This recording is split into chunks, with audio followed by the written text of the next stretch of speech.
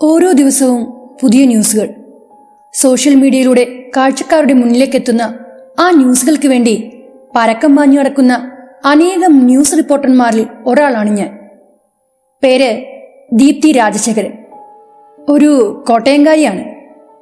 പലരുടെയും ജീവിതത്തിൽ സംഭവിക്കുന്ന അവർക്ക് മറക്കാനാവാത്ത സംഭവ വികാസങ്ങൾ ഞങ്ങൾക്ക് വെറും ന്യൂസുകൾ മാത്രമാണ്.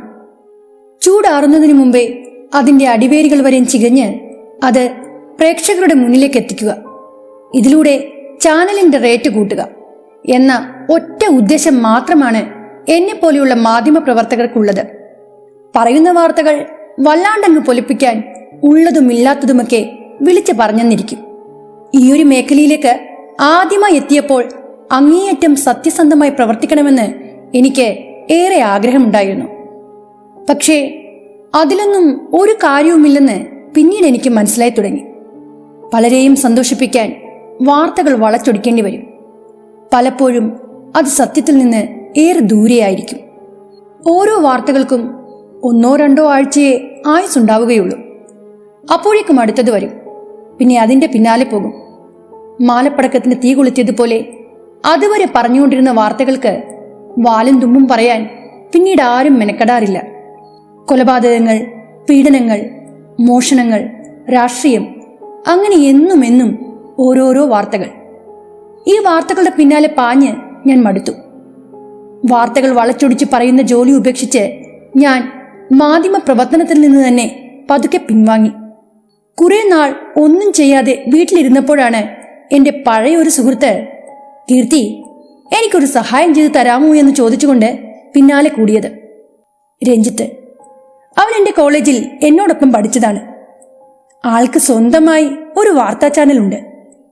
ആ ചാനലിന്റെ സുഗമമായ പ്രവർത്തനത്തിൽ അവന്റെ ഒപ്പം കൂടാമോ എന്ന ആവശ്യവുമായാണ് രഞ്ജിത്ത് എന്നെ സമീപിച്ചത്. വാർത്തകൾ വളച്ചൊടിക്കാതെ ഉള്ളതുപോലെ പറയാൻ അനുവദിച്ചാൽ ഒപ്പം നിൽക്കാമെന്ന് ഞാൻ പറഞ്ഞു. അവനത് കണ്ണുമടച്ച് സമ്മതിക്കുകയും ചെയ്തു. അങ്ങനെ വീണ്ടും ഞാൻ മാധ്യമ പ്രവർത്തനത്തിലേക്ക് തിരിച്ചെത്തി. വാർത്തകൾ തേടി വീണ്ടും ഒരു ഓട്ടപ്പാച്ചിൽ. ഇത്തവണ എൻ്റെ ജോലി ഞാൻ നന്നായി എൻജോയ് ചെയ്തു. ഉള്ളതുപോലെ പറയാം. ആരുടെയും നിയന്ത്രണങ്ങളില്ല. പക്ഷേ ശത്രുക്കളുടെ വലിയൊരു നിര തന്നെ ഞങ്ങളുടെ പിന്നാലെ ഉണ്ടായിരുന്നു. മിസ്റ്റീരിയസ് ആയിട്ടുള്ള സംഭവങ്ങളോട് എനിക്കും രഞ്ജിത്തിനും ഒരു പ്രത്യേക താല്പര്യം തന്നെ ഉണ്ടായിരുന്നു. അങ്ങനെയിരിക്കെ ഒരു ദിവസം 8 വർഷങ്ങൾക്ക് മുമ്പ് നടന്ന ഒരു കൂട്ടക്കൊലപാതകത്തെ പറ്റിയുള്ള വാർത്തയും കുത്തിപ്പൊക്കി രഞ്ജിത്ത് എൻ്റെ മുന്നിൽ വന്നു. ഡോക്ടർ ആനന്ദ്, അയാളാണ് ആ കൊലപാതകങ്ങൾ ചെയ്തത്. ക്രൈംബ്രാഞ്ചിന്റെ അന്വേഷണത്തിൽ ഡോക്ടർ കുറ്റക്കാരനാണെന്ന് തെളിഞ്ഞതുമാണ്. പക്ഷേ അയാൾ ഇപ്പോൾ ജയിലഴിക്കുള്ളിലല്ല, മറിച്ച് ഒരു മെന്റൽ ഹോസ്പിറ്റലിലാണ്. സ്വന്തം അച്ഛനെയും അമ്മയെയും 5 വയസ്സായ തന്റെ മകളെയും ഒരു കത്തി കൊണ്ട് അയാൾ കുത്തിമലർത്തി. സംഭവം നടന്ന ദിവസം അയാളുടെ വൈഫ് അഞ്ജലി വീട്ടിലില്ലായിരുന്നു. അതുകൊണ്ട് അവര് മാത്രം രക്ഷപ്പെട്ടു. കഴിഞ്ഞ 8 വർഷമായി മെന്റൽ ഹോസ്പിറ്റലിൽ കഴിയുന്ന ആനന്ദിനെ ഒന്ന് പോയി കാണണം. ചില കാര്യങ്ങൾ ചോദിച്ചറിയണം. രഞ്ജിത്തിന്റെ ഈ ആവശ്യം കേട്ടപ്പോഴേ ഞാൻ വലിയ താല്പര്യമൊന്നും കാണിക്കാൻ പോയില്ല. മിസ്റ്റീരിയസ് ആയിട്ട് ഇതിലിപ്പോ എന്താ ഉള്ളത്? എന്റെ മനസ്സിൽ ഉള്ളെടുത്ത ആ ചോദ്യം അവൻ എന്റെ മുഖത്ത് നിന്ന് വായിച്ചെടുത്തതുപോലെ രഞ്ജിത്ത് എന്നോട് പറഞ്ഞു. ഈ ഡോക്ടർ ആളൊരു പാവമാ. പാവങ്ങളായ പേഷ്യന്റിനെയൊക്കെ അയാൾ സഹായിക്കും. ശത്രുക്കളൊന്നുമില്ല, യാതൊരു ദുശീലവുമില്ല. എന്നിട്ടും ഒരു രാത്രിയിൽ അയാൾ തന്റെ പേരൻസിനെയും മകളെയും അതിക്രൂരമായി കുത്തിക്കൊന്നു. എന്തായിരിക്കും അതിന്റെ കാരണം? ഓ, അയാൾ വല്ല മയക്കുമരുന്നിനും അടിമയായിരിക്കും. അല്ലാണ്ട് ഒരു മനുഷ്യനും ഇങ്ങനെയൊന്നും ചെയ്യില്ല. രഞ്ജിത്തിന്റെ ചോദ്യത്തിന് ഒരു തണുപ്പം മട്ടിൽ ഞാൻ മറുപടി പറഞ്ഞു. ഇതങ്ങനെയൊന്നുമല്ല ദീപ്തി. അയാൾക്ക് അങ്ങനെയൊരു ശീലമില്ലെന്ന് അയാളുടെ ഭാര്യ തന്നെയാണ് എന്നോട് പറഞ്ഞത്. മറ്റെന്തൊക്കെയോ ചില കാര്യങ്ങൾ ഇതിന് പിന്നിലുണ്ട്, നിഗൂഢമായ എന്തോ ഒന്ന്. ഒടുവിൽ രഞ്ജിത്തിന്റെ നിർബന്ധത്തിന് വഴങ്ങി ഡോക്ടർ ആനന്ദിന്റെ വൈഫ് അഞ്ജലിയെ കാണാനായി ഞാൻ അവന്റെ ഒപ്പം പുറപ്പെട്ടു. കാഞ്ഞിരപ്പള്ളിയിൽ നിന്ന് ഏകദേശം 12 കിലോമീറ്റർ അകലെയുള്ള മണിമലയിലേക്കാണ് ഞങ്ങൾ പോയത്. അവന് വഴി നല്ല തിട്ടമായിരുന്നു. അപ്പോൾ അവൻ ഇതിനു മുമ്പും ഡോക്ടർ ആനന്ദിന്റെ വീട്ടിൽ പോയിട്ടുണ്ടാകുമെന്ന് ഞാൻ ഉറപ്പിച്ചു. മണിമലയാറിന്റെ തീരത്ത് പഴയ രീതിയിൽ പണിത ഒരു വീട്, പൂർണ്ണമായും തടിയിൽ പണിതീർത്ത ഒന്ന്.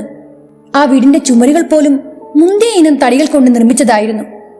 ആ വീടിന് മുന്നിൽ വലിയൊരു പൂന്തോട്ടം കണ്ടു. അവിടെയുണ്ടായിരുന്ന പൂച്ചെടികൾക്കെല്ലാം വാട്ടം തട്ടിയിരുന്നു. പുഴുക്കുത്തുകളേറ്റതും വിളറിയ നിറമുള്ളതുമായ പൂക്കൾ. ആ വീടിന്റെ ഗേറ്റിന് മുന്നിൽ കണ്ട വാഗമരത്തിന് ചുവട്ടിലേക്ക് കാർ ഒതുക്കി നിർത്തിയിട്ട് ഞങ്ങൾ ഇരുവരും ചാരിയിട്ടിരുന്ന ഗേറ്റ് തുറന്ന് വീട്ടുമുറ്റത്തേക്ക് കയറി ചെന്നു. ഗേറ്റിന് മുന്നിൽ ആനന്ദ നിലയമെന്ന് എഴുതി വച്ചിരുന്ന വുഡൻ ബോർഡ് പകുതിയും ജീർണിച്ച നിലയിലായിരുന്നു. ചിതലുകൾ കാർന്നു തിന്നു തുടങ്ങിയ ആ തടിപ്പലകയിൽ നിറയെ സുഷിരങ്ങൾ രൂപപ്പെട്ടിരുന്നു.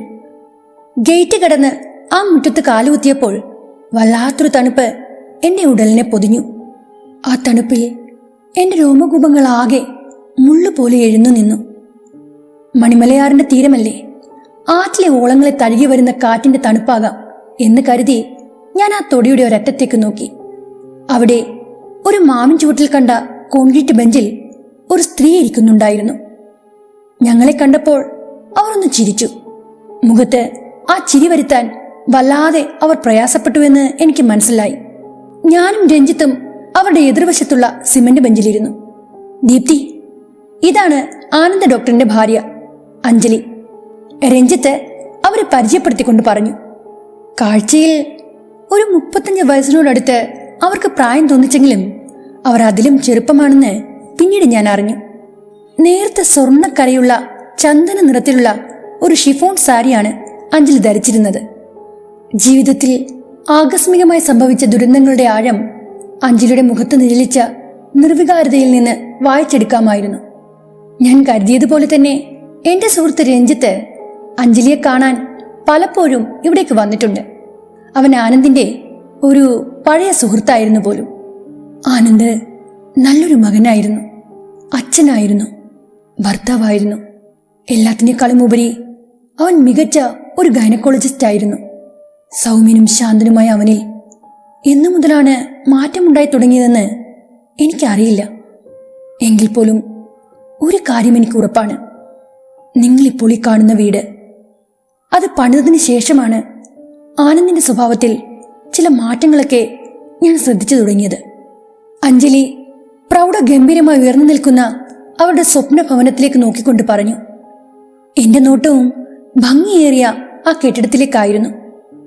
ഇക്കാലത്തും തടി കൊണ്ട് ഇത്രയും ഭംഗിയായി പഴമയുടെ തനിമ ഒട്ടും നഷ്ടപ്പെടാത്ത രീതിയിൽ ഇങ്ങനെയൊരു വീട് നിർമ്മിക്കാനൊക്കെ ഇപ്പോൾ പറ്റുമോ എന്ന ചിന്തയായിരുന്നു എനിക്കപ്പോൾ. ഈ വീട് നിർമ്മിച്ചിട്ട് എത്ര കാലമായി എന്ന് ഞാൻ അഞ്ജലിയോട് ചോദിച്ചു. കൃത്യമായി പറഞ്ഞാൽ ഈ വീട് ഇവിടെ നിർമ്മിച്ചിട്ടിപ്പോൾ 10 വർഷത്തോളമായിരിക്കുന്നു.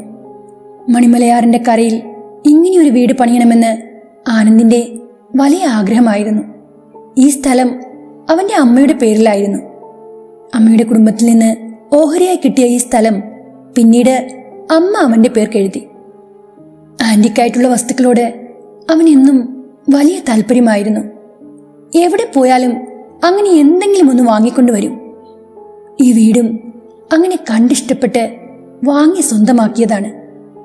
പാലക്കാടുള്ള ഒരു ഫ്രണ്ട് മുഖേനയാണ് പഴയൊരു ഇല്ലം പൊളിച്ച് വിൽക്കുന്നു എന്ന് കേട്ടത്. മുഴുവനായും തടിയിൽ നിർമ്മിച്ച ആ വീട് കണ്ടപ്പോഴേ അവൻ ഇഷ്ടമായി. അത് വേറെ ആർക്കും കൊടുക്കരുതെന്ന് പറഞ്ഞ് അപ്പോൾ തന്നെ ആ വീടിന്റെ ഓണറിന് ആനന്ദ് അഡ്വാൻസ് തുക പോലും കൊടുത്തു. പിന്നീട് 1 മാസത്തിനുള്ളിൽ ആ വീട് പൊളിച്ചു കൊണ്ടുവന്ന് അതുപോലെ തന്നെ ഈ മണിമലയാറിന്റെ ഓരത്ത് പണിയുകയും ചെയ്തു. പണ്ടത്തെ പണിക്കൂട്ടായിരുന്നതുകൊണ്ട് ആ ഇല്ലത്തിന്റെ ഓണർ തന്നെയാണ് ഇത് ഇവിടെ റിക്രിയേറ്റ് ചെയ്യാനുള്ള പണിക്കാരെ അറേഞ്ച് ചെയ്ത് തന്നത്. ഓരോ കാര്യങ്ങൾ പറയുമ്പോഴും അഞ്ജലി ഇടയ്ക്കൊന്നു നിർത്തും. പിന്നീട് ഏറെ നേരം ചിന്തിക്കും. എന്നിട്ടാണ് അടുത്ത കാര്യം പറയുന്നത്. സംസാരം ഇടയ്ക്ക് വെച്ച് മുറിയുമ്പോഴെല്ലാം ഞാൻ എൻ്റെ മുന്നിലിരുന്ന അഞ്ജലിയെ നോക്കി. സത്യത്തിൽ അവരും ഒരു ആന്റിക് പീസായിട്ടാണ് എനിക്ക് തോന്നിയത്. ആധുനികത അവരെ തൊട്ട് തീണ്ടിയിട്ടില്ല. എണ്ണ തേച്ച് പതിച്ച് ചീകിയ നീലൻ മുടി, അത് പിന്നിയിട്ടിരുന്നു. പേരിനൊരു മൊട്ടുകമ്മൽ, തലമുടിയിലെ എണ്ണമയം മുഖത്തുമുണ്ടായിരുന്നു. പഴയ അംബിക കോളർ സ്റ്റൈൽ തയ്പ്പിച്ച ബ്ലൗസ്, കറുത്ത വീതിയേറിയ ഫ്രെയിമുള്ള കട്ടിക്കണ്ണട, പഴയ ഏതോ സിനിമാ നടിയുടെ ഒരു ലുക്ക്. ആനന്ദിന് ഇപ്പോൾ എങ്ങനെയുണ്ട്? രഞ്ജിത്തിന്റെ പെട്ടെന്നുള്ള ചോദ്യം കേട്ട് ഞാൻ അഞ്ജലിയിൽ നിന്ന് എന്റെ നോട്ടം മാറ്റി. ചിലപ്പോഴൊക്കെ എന്നെ തിരിച്ചറിയും, പേര് ചൊല്ലി വിളിക്കുകയും ചെയ്യും. പക്ഷേ ചിലപ്പോൾ എന്നെ തിരിച്ചറിയാറേയില്ല. മറ്റേതോ ലോകത്തിൽ ജീവിക്കുന്നത് പോലെ അങ്ങ് പെരുമാറും. പെട്ടെന്നൊരു രാത്രിയിൽ അവൻ ഇങ്ങനെയെല്ലാം എങ്ങനെയാണ് ചെയ്യാൻ തോന്നിയത്? എത്ര ചിന്തിച്ചിട്ടും എനിക്കിപ്പോഴും അത് മനസ്സിലാകുന്നില്ല. മോളെ അവന് ജീവനായിരുന്നു.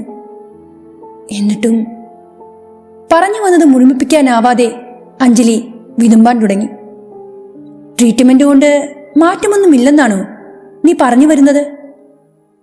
രഞ്ജിത്തിന്റെ ചോദ്യം കേട്ട് അഞ്ജലി കണ്ണീർ തുടച്ചുകൊണ്ട് പറഞ്ഞു. എനിക്കറിയില്ല.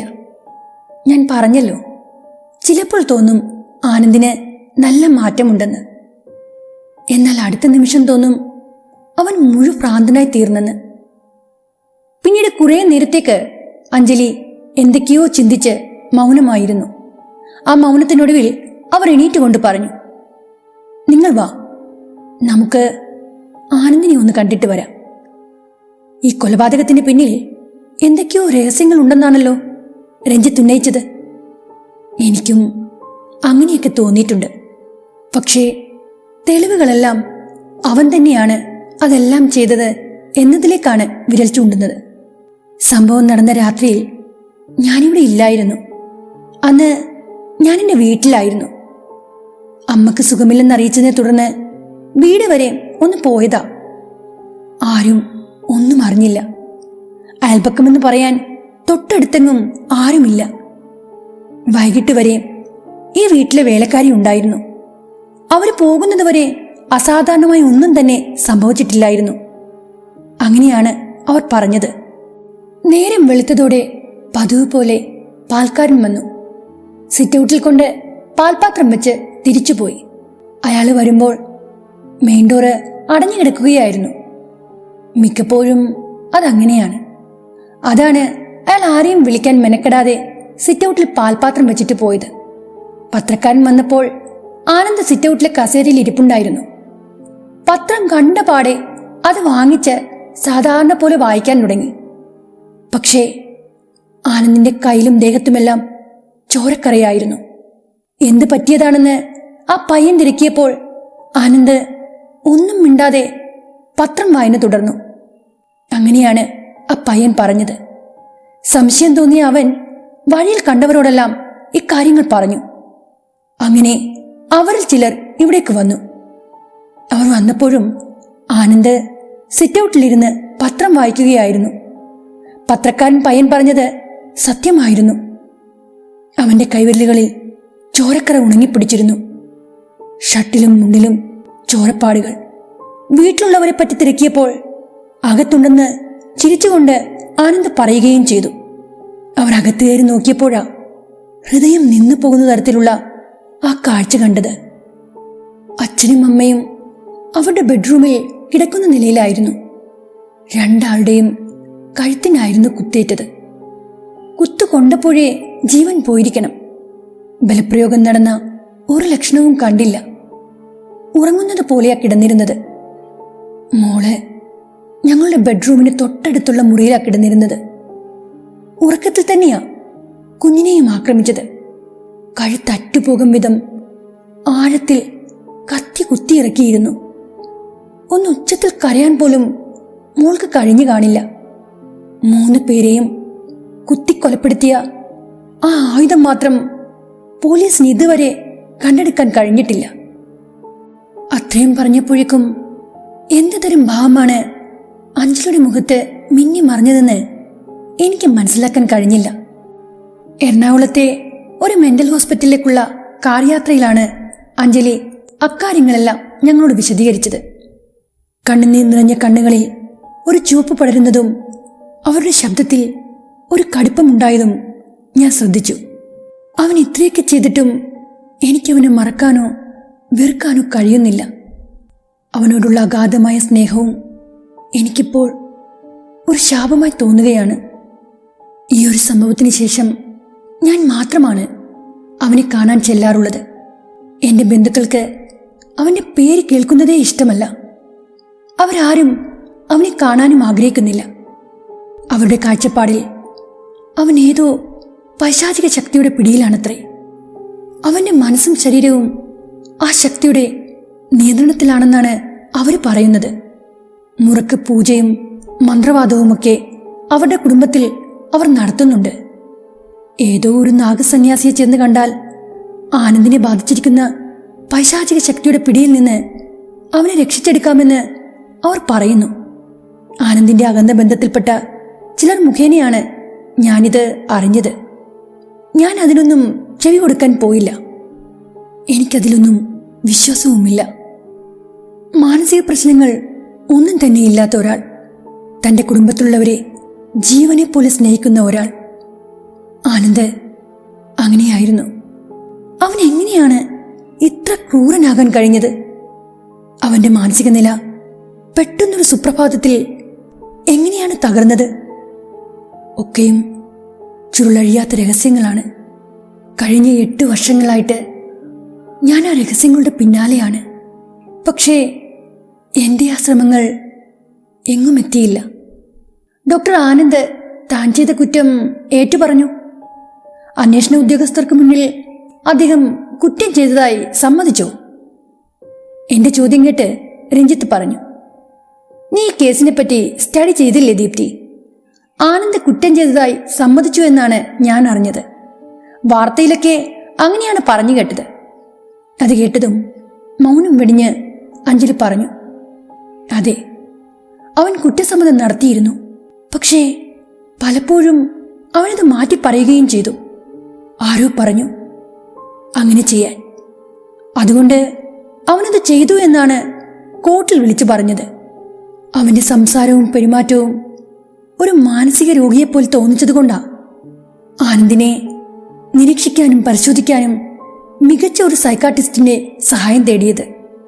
പരിശോധനയിൽ അവനൊരു മെന്റൽ പേഷ്യന്റ് ആണെന്ന് കോർട്ടിനെ ബോധ്യപ്പെടുകയും ചെയ്തു. ഹോസ്പിറ്റലിന് മുന്നിൽ കാർ നിർത്തി ഞങ്ങൾ മൂവരും പുറത്തേക്കിറങ്ങി. ആ മെന്റൽ ഹോസ്പിറ്റലിലെ ഇടനാഴി പിന്നിട്ട് ഞങ്ങൾ ചെന്ന് നിന്നത് ചെറിയൊരു സെല്ലിന് മുന്നിലായിരുന്നു. ആളെ കാണാൻ മാത്രം പാകത്തിൽ അരണ്ട വെളിച്ചമേ അതിനുള്ളിൽ ഉണ്ടായിരുന്നുള്ളൂ. തടിച്ച ഇരുമ്പഴിയിൽ അള്ളിപ്പിടിച്ചു നിന്ന ആ മനുഷ്യൻ ഞങ്ങളെ മൂവരെയും തുറച്ചു നോക്കി. ആ സമയം ഇടനാഴിയുടെ അങ്ങേയറ്റത്ത് തെളിഞ്ഞു നിന്ന ബൾബ് പല ആവർത്തി മിന്നിത്തെളിഞ്ഞു. ഒടുവിൽ അത് അണഞ്ഞു പോവുകയും ചെയ്തു. ചുറ്റും നിറഞ്ഞ കനത്ത ഇരുട്ടിൽ അഴിക്കപ്പുറത്തു നിന്ന് ഒരു മുരൾച്ച ഞാൻ കേട്ടു. നരഭോജിയായ ഏതോ ഒരു കാട്ടുമൃഗത്തിൻ്റെതുപോലെ തോന്നിച്ച ഭയപ്പെടുത്തുന്ന ആ മുരൾച്ച കേട്ട് ഞാൻ വല്ലാണ്ട് പരിഭ്രമിച്ചു പോയി. ഉടൻ തന്നെ രഞ്ജിത്ത് തന്റെ ഫോണിലെ ഫ്ലാഷ് ലൈറ്റ് ഓൺ ചെയ്തു. പൊടുന്നിനെ തെളിഞ്ഞ ആ ഫ്ലാഷ് ലൈറ്റിന്റെ വെള്ളി വെളിച്ചത്തിൽ അഴികൾ പിടിച്ചു നിന്ന ആ മനുഷ്യന്റെ ചോരച്ച കണ്ണുകളുടെ അസാധാരണമായ തിളക്കം എന്റെ മനസ്സിനെ അലോസരപ്പെടുത്തി. അല്പനേരത്തിനുള്ളിൽ തന്നെ അണഞ്ഞുപോയ ബൾബിന്റെ സ്ഥാനത്ത് മറ്റൊരു ബൾബ് സ്ഥാനം പിടിച്ചു. ആ ഭാഗത്ത് നിന്ന് നേർത്തൊരു വെളിച്ചം അഴികൾക്കുള്ളിലേക്കെത്തി. ആനന്ദ്, നിനക്കെന്നെ മനസ്സിലായോ? അഞ്ജലിയുടെ ചോദ്യം കേട്ട് ആ മനുഷ്യൻ പല്ലുകൾ കാണുന്ന വിധം ശബ്ദമുണ്ടാക്കാതെ ചിരിച്ചു. അയാളുടെ മുഖത്ത് നിന്ന് ആ വികൃതമായ ചിരി മാഞ്ഞതേയില്ല. അല്പം മുഷിഞ്ഞ ഒരു വെളുത്ത ഷർട്ടും ലൂസായിട്ടുള്ള ഒരു പാന്റുമാണ് അയാൾ ധരിച്ചിരുന്നത്. സെല്ലിനുള്ളിൽ നിന്ന് മനം പുരട്ടുന്ന രീതിയിൽ മൂത്രത്തിന്റെ രൂക്ഷഗന്ധം പുറത്തേക്ക് വരുന്നുണ്ടായിരുന്നു. അസ്വസ്ഥതയോടെ ഞാൻ അവിടെ നിന്ന് പരിങ്ങിയപ്പോൾ ആ മനുഷ്യന്റെ നാവിൽ നിന്ന് ഒരു ശബ്ദം പുറത്തേക്ക് വന്നു, അഞ്ജലി. ആ വിളി കേട്ടതും എന്റെ തൊട്ടടുത്ത് നിന്ന അഞ്ജലി അഴിക്കുള്ളിൽ അള്ളിപ്പിടിച്ചു നിന്ന അയാളുടെ കൈവിരലുകളിൽ മുറുക്കി പിടിച്ചുകൊണ്ട് അല്പം കൂടി സെല്ലിനോട് ചേർന്ന് നിന്നുകൊണ്ട് അയാളുടെ പേര് ചൊല്ലി വിളിച്ചു, ആനന്ദ്, നിനക്കെന്നെ മനസ്സിലായോ? മറുപടിയായി ആ മനുഷ്യൻ ഒന്നും പറഞ്ഞില്ലെങ്കിലും അയാളുടെ മുഖത്ത് കണ്ട ആ വികൃതമായ ചിരി അതപ്പോഴും മായാതെ നിന്നു. നീ എന്തിനാ ഇങ്ങനെയൊക്കെ ചെയ്തത്? അമ്മുവിനെ ഒരു നോട്ടം കൊണ്ട് പോലും നോവിക്കാൻ കഴിയാത്ത നീ എങ്ങനെയാ അവൾക്ക് ഇത്രയും വലിയ വേദന കൊടുത്തത്? പൊടുന്നനെ അയാളുടെ മുഖത്തെ ചിരി മാഞ്ഞുപോയി. പകരം ഒരു വന്യത ദൃശ്യമായി. ഞാനോ? അമ്മുവിനെ വേദനിപ്പിക്കാൻ എനിക്ക് കഴിയില്ല. എന്നെക്കൊണ്ട് അത് ചെയ്യിപ്പിച്ചതാ. അവന്റെ ആജ്ഞ നിരസിക്കാൻ ആർക്കും കഴിയില്ല. എനിക്കും അവൻ പറഞ്ഞതനുസരിക്കേണ്ടി വന്നു. ആരാണ് നിന്നെക്കൊണ്ട് ഇതൊക്കെ ചെയ്യിപ്പിച്ചത്? ആർക്ക് വേണ്ടിയാ നീ നിന്റെ അമ്മയെയും അച്ഛനെയും സ്വന്തം മകളെയും കൊന്നു തള്ളിയത്? അഞ്ജലിയുടെ ഉച്ചത്തിലുള്ള ചോദ്യം കേട്ട് ആനന്ദിന്റെ നോട്ടം ഞങ്ങൾക്ക് പിന്നിലേക്ക് നീണ്ടു. സെല്ലിന് പുറത്തെ ഒരു കോണിലേക്ക് നോക്കിക്കൊണ്ട് അയാൾ പല്ലുകൾ കടിച്ച് ശബ്ദമുണ്ടാക്കി. അഞ്ജലി തന്റെ ചോദ്യം വീണ്ടും ആവർത്തിച്ചപ്പോഴേക്കും ആനന്ദ് ശൂന്യതയിലേക്ക് നോക്കിക്കൊണ്ട് പിറുപിറുത്തു. അവൻ ഇപ്പോൾ നിന്റെ പിന്നിലുണ്ട്. ആരുടെ മനസ്സിനെയും നിയന്ത്രിക്കാൻ അവന് നിഷ്പ്രയാസം കഴിയും. അഞ്ജലി ഒരു പതർച്ചയോടെ ചുറ്റും നോക്കുന്നതായി ഞാൻ കണ്ടു. അവരുടെ മുഖത്ത് തെളിഞ്ഞ ആ പരിഭ്രമം കണ്ട് ആനന്ദ് വീണ്ടും ചിരിച്ചു.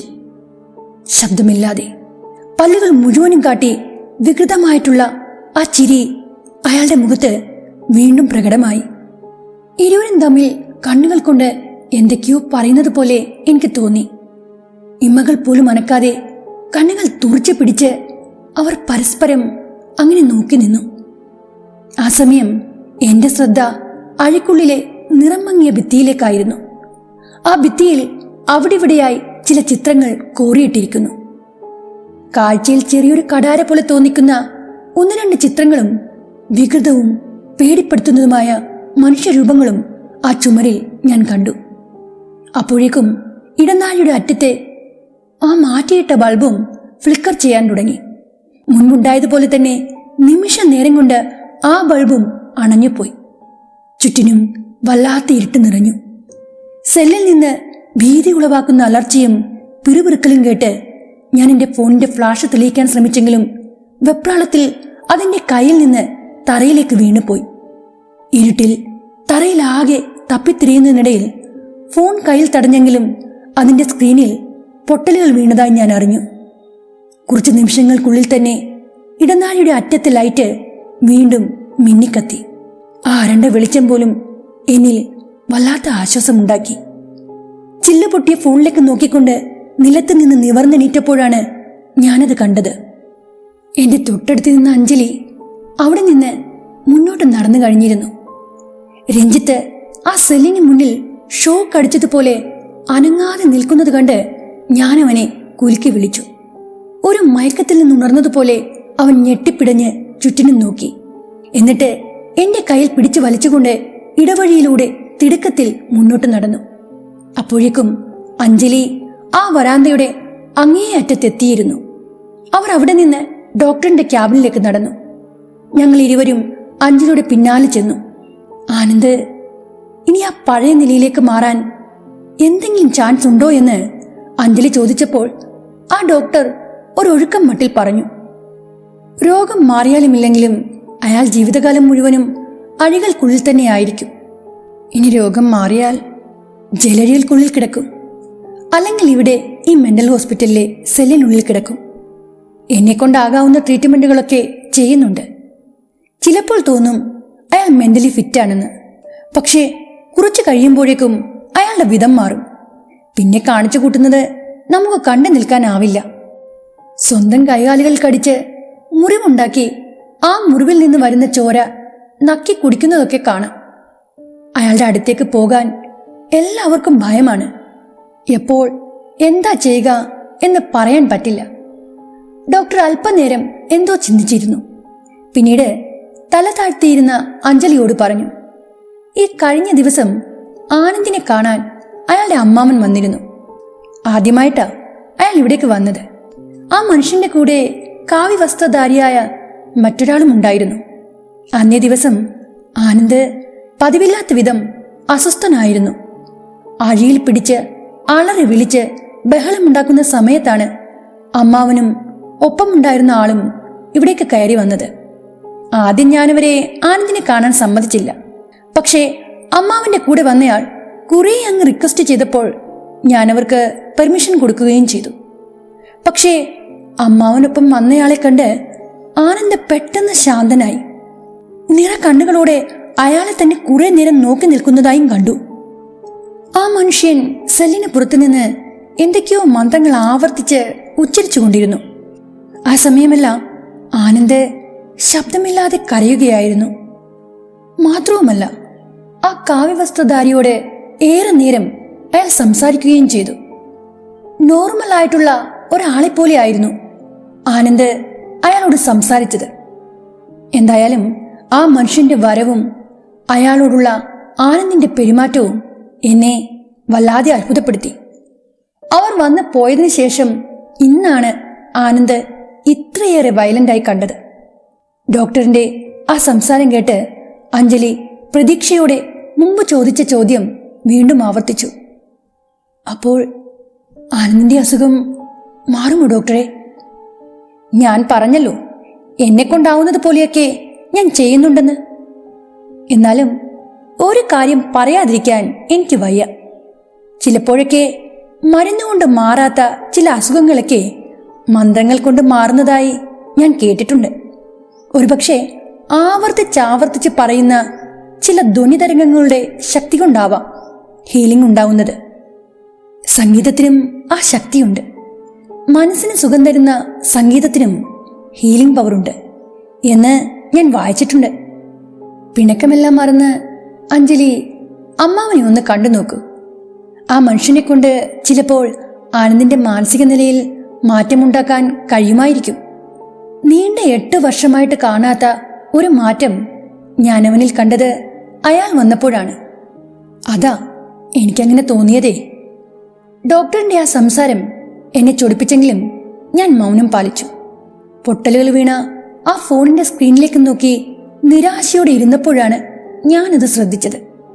ഫോണിന്റെ കവറിൽ ഞാൻ സൂക്ഷിച്ച മൂർച്ചയുള്ള ഒരിനം ചെറിയ കത്തി അത് കളഞ്ഞു പോയിരിക്കുന്നു. സെൽഫ് പ്രൊട്ടക്ഷനായി ഒപ്പം കൊണ്ടു നടക്കുന്ന ആ ചെറിയ ടൂള് ഓൺലൈനായി ഞാൻ വാങ്ങിച്ചതാണ്. നല്ല കട്ടിയുള്ള എന്നാൽ ഒട്ടും കനമില്ലാത്ത ആ കത്തിക്ക് നല്ല മൂർച്ചയുണ്ട്. ഒരു സൂചിമുണ്ട് പോലെ അതിന്റെ അഗ്രം കൂർത്തതുമാണ്.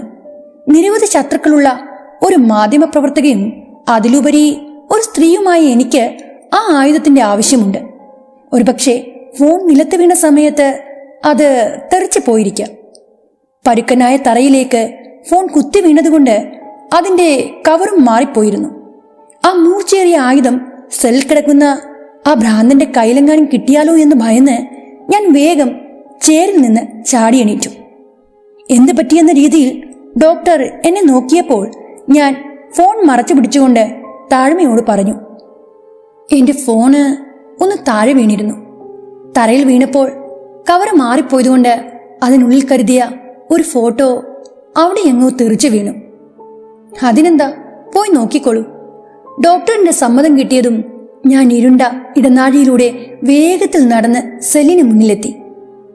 സെല്ലിനുള്ളിൽ നിന്ന് കൂർക്കം വലിക്കുന്ന ശബ്ദം ഉയർന്നു കേൾക്കുന്നുണ്ട്. അയാൾ ഉറങ്ങുകയാണെന്നറിഞ്ഞപ്പോൾ എനിക്ക് ആശ്വാസമായി. ഞാൻ തിടുക്കത്തിൽ അവിടെയെല്ലാം പരതി. ഭാഗ്യത്തിന് സ്റ്റെയിൻലെസ് സ്റ്റീൽ കൊണ്ട് നിർമ്മിച്ച ആ പെന്നൈഫ് വരാന്തയുടെ ഒരു കോണിൽ നിന്ന് ഞാൻ കണ്ടെത്തി. വെപ്രാളത്തോടെ അതെടുത്ത് ബാഗിലിട്ടുകൊണ്ട് തിരിഞ്ഞു നടന്ന കൂട്ടത്തിൽ ഞാൻ സെല്ലിനുള്ളിലേക്ക് പാളി നോക്കി. അഴികളോട് ചേർന്ന് കമിഴ്ന്നു കിടന്നുറങ്ങുകയാണ് ആനന്ദ്. അയാളുടെ വയറുഭാഗത്തിന് തൊട്ടരികിലായി ചെറിയൊരു നോട്ട് ബുക്കിന്റെ വലിപ്പത്തിൽ ഒരു ഡയറി തുറന്നുപടിയിരിക്കുന്നത് എന്റെ കണ്ണിൽപ്പെട്ടു. ആ ഡയറിയുടെ ഒരു മൂല തറയോട് അമർന്ന് അയാളുടെ വയറിന് താഴെയാണ്. അഴിക്കുള്ളിലൂടെ കൈയിട്ടാൽ ആ ഡയറി കൈക്കലാക്കാം. ആ ചിന്തയിൽ ഞാൻ ചുറ്റുപാടും ഒന്ന് കണ്ണോടിച്ചു. മുകളിൽ ഭിത്തിയോട് ചേർന്ന് ഒരു CCTV ക്യാമറ ഘടിപ്പിച്ചിട്ടുണ്ട്. 3 പേരെ ഒറ്റ കുത്തിനു കൊന്ന ഒരു പ്രതിയാണ് അകത്ത് കിടക്കുന്നത്. ഭ്രാന്തനാണെങ്കിലും അയാളുടെ എല്ലാ നീക്കങ്ങളും പോലീസിന് അറിയണമല്ലോ. ക്യാമറ ഉള്ളതുകൊണ്ട് ആ ഡയറി എടുക്കാൻ നീണ്ട എന്റെ കൈ അതോടെ പിറകോട്ട് വലിഞ്ഞു. നിരാശയോടെ മുന്നോട്ട് നടന്നെങ്കിലും തൊട്ടടുത്ത നിമിഷം ഞാൻ തിടുക്കത്തിൽ തിരിച്ചു വരികയും അഴിക്കുള്ളിൽ കൈയിട്ട് ആ ഡയറി എടുക്കുകയും ചെയ്തു. ഉറങ്ങിക്കിടന്ന ആ മനുഷ്യൻ അപ്പോഴൊന്ന് ഞെരങ്ങിയെങ്കിലും ആ ഡയറി ബാഗിൽ വെച്ചുകൊണ്ട് ഞാൻ അവിടെ നിന്ന് പുറത്തു കടന്നു. ഡോക്ടർ അപ്പോഴേക്കും പോയി കഴിഞ്ഞിരുന്നു. രഞ്ജിത്തും അഞ്ജലിയും എന്നെക്കാത്ത് ഡോക്ടറിന്റെ ക്യാബിന് മുന്നിൽ തന്നെ നിൽക്കുന്നുണ്ടായിരുന്നു. സമയം ഏതാണ്ട് 5 മണിയായി കാണും.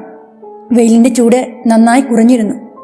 ഡ്രൈവ് ചെയ്യുന്നതിനിടയിൽ രഞ്ജിത്ത് അഞ്ജലിയോട് ചോദിച്ചു, ഡോക്ടർ പറഞ്ഞതുപോലെ അന്ന് അമ്മാവന്റെ ഒപ്പം വന്നയാളെ നമുക്കൊന്ന് പോയി കണ്ടാലോ? അഞ്ജലി മറുപടി ഒന്നും പറയാതെ പുറത്തേക്ക് നോക്കിയിരുന്നതേ ഉള്ളൂ. അല്പനേരത്തേക്ക് ഞങ്ങൾ മൂവർക്കുമിടയിൽ വല്ലാത്തൊരു നിശബ്ദത തളം കെട്ടി നിന്നു. മണിമലയാറിന്റെ കരയിലുള്ള ആ വീട്ടിൽ ഇപ്പോൾ ആരും താമസിക്കുന്നില്ല. ഇടയ്ക്ക് ഞാൻ അവിടേക്ക് പോകും. ഗാർഡനിൽ പോയി കുറച്ചു നേരം ഇരിക്കും. 1-2 തവണ വാതിൽ തുറന്ന് അകത്ത് കയറിയെങ്കിലും അമ്മുവിന്റെ മുറിയിൽ നിന്ന് അവളുടെ തേങ്ങലുകൾ കേൾക്കുന്നത് പോലെ തോന്നും. ചെറുതായി കേൾക്കുന്ന ആ തേങ്ങലുകൾ പിന്നീട് കർണം തുളഞ്ഞു കയറുന്ന ശബ്ദമായി മാറും. ഹാളിൽ നിന്ന് അച്ഛന്റെയും അമ്മയുടെയും പിറുപിറുക്കലുകൾ കേൾക്കാം. മുറികളിൽ നിന്ന് മുറികളിലേക്ക് നിഴലുകൾ ഓടി മറയുന്നത് പോലെ തോന്നും. ഇതെല്ലാം എന്റെ തോന്നലുകളാണോ അതോ സത്യമാണോ എന്നെനിക്കറിയില്ല. കാരണം ആ വീടിനുള്ളിൽ കയറുമ്പോഴുണ്ടാകുന്ന അനുഭവങ്ങൾ അത്രയ്ക്കും യാഥാർത്ഥ്യമായിട്ടാണ് എനിക്ക് അനുഭവപ്പെട്ടത്. ആനന്ദിന്റെ അമ്മയ്ക്ക് ഓഹരിയായി കിട്ടിയ ആ സ്ഥലത്തിനോട് അവന്റെ അമ്മാവന് പണ്ടേ താല്പര്യമുണ്ടായിരുന്നതാണ്. ആ സ്ഥലത്തിനു വേണ്ടി അവർക്കിടയിൽ പലപ്പോഴും വഴക്ക് തന്നെ നടന്നിട്ടുണ്ട്. ആനന്ദ് കുറ്റസമ്മതം നടത്തിയിട്ടും അവന്റെ ബന്ധുക്കൾ അത് അംഗീകരിക്കുന്നില്ല. അവർക്കെല്ലാവർക്കും ഞാനാണ് ശത്രു. സംഭവം നടന്ന ദിവസം ഞാൻ മാത്രം അവിടെ ഇല്ലായിരുന്നതുകൊണ്ട് അവർക്ക് തോന്നിയതുപോലെ അവർ ഓരോരോ കഥയുണ്ടാക്കുന്നു. അത് മറ്റുള്ളവരെ പറഞ്ഞു വിശ്വസിപ്പിക്കുന്നു. ആ വീട് വിൽക്കുമോ എന്ന് ചോദിച്ചുകൊണ്ട് 1-2 പേർ എന്നെ സമീപിച്ചിരുന്നു. അവരെ അമ്മാവൻ തന്നെയാ പറഞ്ഞു വിട്ടത്. അതെനിക്കുറപ്പാ. ആനന്ദ നിലയം, ആ പേര് ഒരർത്ഥത്തിലും ആ വീടിന് ചേരില്ല. ഒരു നിമിഷം പോലും ആനന്ദത്തോടെ അവിടെ ജീവിക്കാൻ ആർക്കും കഴിയില്ല. ഇടയ്ക്ക് ആ വീടിന്റെ തൊടിയിൽ ചെന്നിരിക്കുമ്പോൾ അമ്മ അവിടെയെല്ലാം ഓടിക്കളിച്ച് നടക്കുന്നതായി എനിക്ക് ഓർമ്മ വരും. ശരിക്കും ഇന്നലെ എന്നതുപോലെ ആ കാഴ്ചകൾ എന്റെ കൺമുന്നിൽ തെളിഞ്ഞു വരും. അമ്മ എന്ന് വിളിച്ചുകൊണ്ട് അവളെന്റെ പിന്നാലെ ഓടി വരുന്നതും കൊഞ്ചലോടെ ഓരോരോ കാര്യങ്ങൾ പറയുന്നതും അതെല്ലാം വീണ്ടും വീണ്ടും ഞാൻ ഫീൽ ചെയ്യും. പക്ഷേ ആ വാതിൽ തുറന്ന് അകത്തേക്ക് കയറാൻ എനിക്ക് ധൈര്യമില്ല. നിങ്ങൾ അവിടേക്ക് വരുന്നതിന് തൊട്ടു മുമ്പും എനിക്ക് ആ അനുഭവമുണ്ടായി. അമ്മുവിന്റെ കളിയും ചിരിയും അവളുടെ കൊഞ്ചലും അങ്ങനെയെങ്കിലും എനിക്ക് കാണാൻ പറ്റുന്നുണ്ടല്ലോ. അതാണ് എൻ്റെ ഇപ്പോഴത്തെ ഏക ആശ്വാസം. ആനന്ദനിലയം ഞാൻ ആർക്കും കൈമാറില്ല. എന്നെ എത്രയൊക്കെ കരിവാരിത്തേക്കാൻ ശ്രമിച്ചാലും ഞാനതിന് സമ്മതിക്കില്ല. മെയിൻ റോഡിൽ നിന്ന് കാർ ഒരു ഇടവഴിയിലേക്ക് തിരിഞ്ഞു. വീതി കുറഞ്ഞ ആ റോഡിലൂടെ വണ്ടി ഒരു 15 മിനിറ്റോളം പിന്നെയും ഓടി. കരിങ്കൽ ചീലുകൾ കൊണ്ട് ഉയർത്തിക്കെട്ടിയ ഭിത്തികൾക്കിടയിലൂടെയായിരുന്നു ആ വഴി. തറനിരപ്പിൽ നിന്ന് നല്ല ഉയരത്തിൽ കെട്ടിപ്പൊക്കിയ വീടുകൾ പിന്നിട്ട് ഒരു വളവ് തിരിഞ്ഞ് ഞങ്ങളുടെ കാർ പഴയൊരു വീടിന് മുന്നിൽ ചെന്ന് നിന്നു. വലിയ മുറ്റത്തിന്റെ അങ്ങേ അറ്റത്തായിരുന്നു ആ വീട്. പഴയൊരു 4 കെട്ട് പോലെ തോന്നിച്ച ആ വീടിന് മുന്നിൽ അഞ്ജലി ഇറങ്ങി. അവിടേക്ക് ഞങ്ങളെ അവർ വിളിച്ചെങ്കിലും പിന്നെയൊരു ദിവസം വരാമെന്ന് പറഞ്ഞ് രഞ്ജിത്ത് കാർ തിരിച്ചു. മടക്കയാത്രയിൽ അവൻ എന്നോട് പറഞ്ഞു, പണ്ടത്തെ ഇല്ലമ്മ, അഞ്ജലി ഇപ്പോൾ അവരുടെ വീട്ടിലാ താമസിക്കുന്നത്. അവിടെ അഞ്ജലിയുടെ ഒരു ആങ്ങളെയും അയാളുടെ കുടുംബവുമുണ്ട്.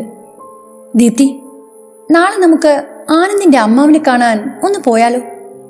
എന്തിന്? ഒട്ടും ഇൻട്രസ്റ്റ് ഇല്ലാത്ത വിധം ഞാൻ അവനോട് ചോദിച്ചു.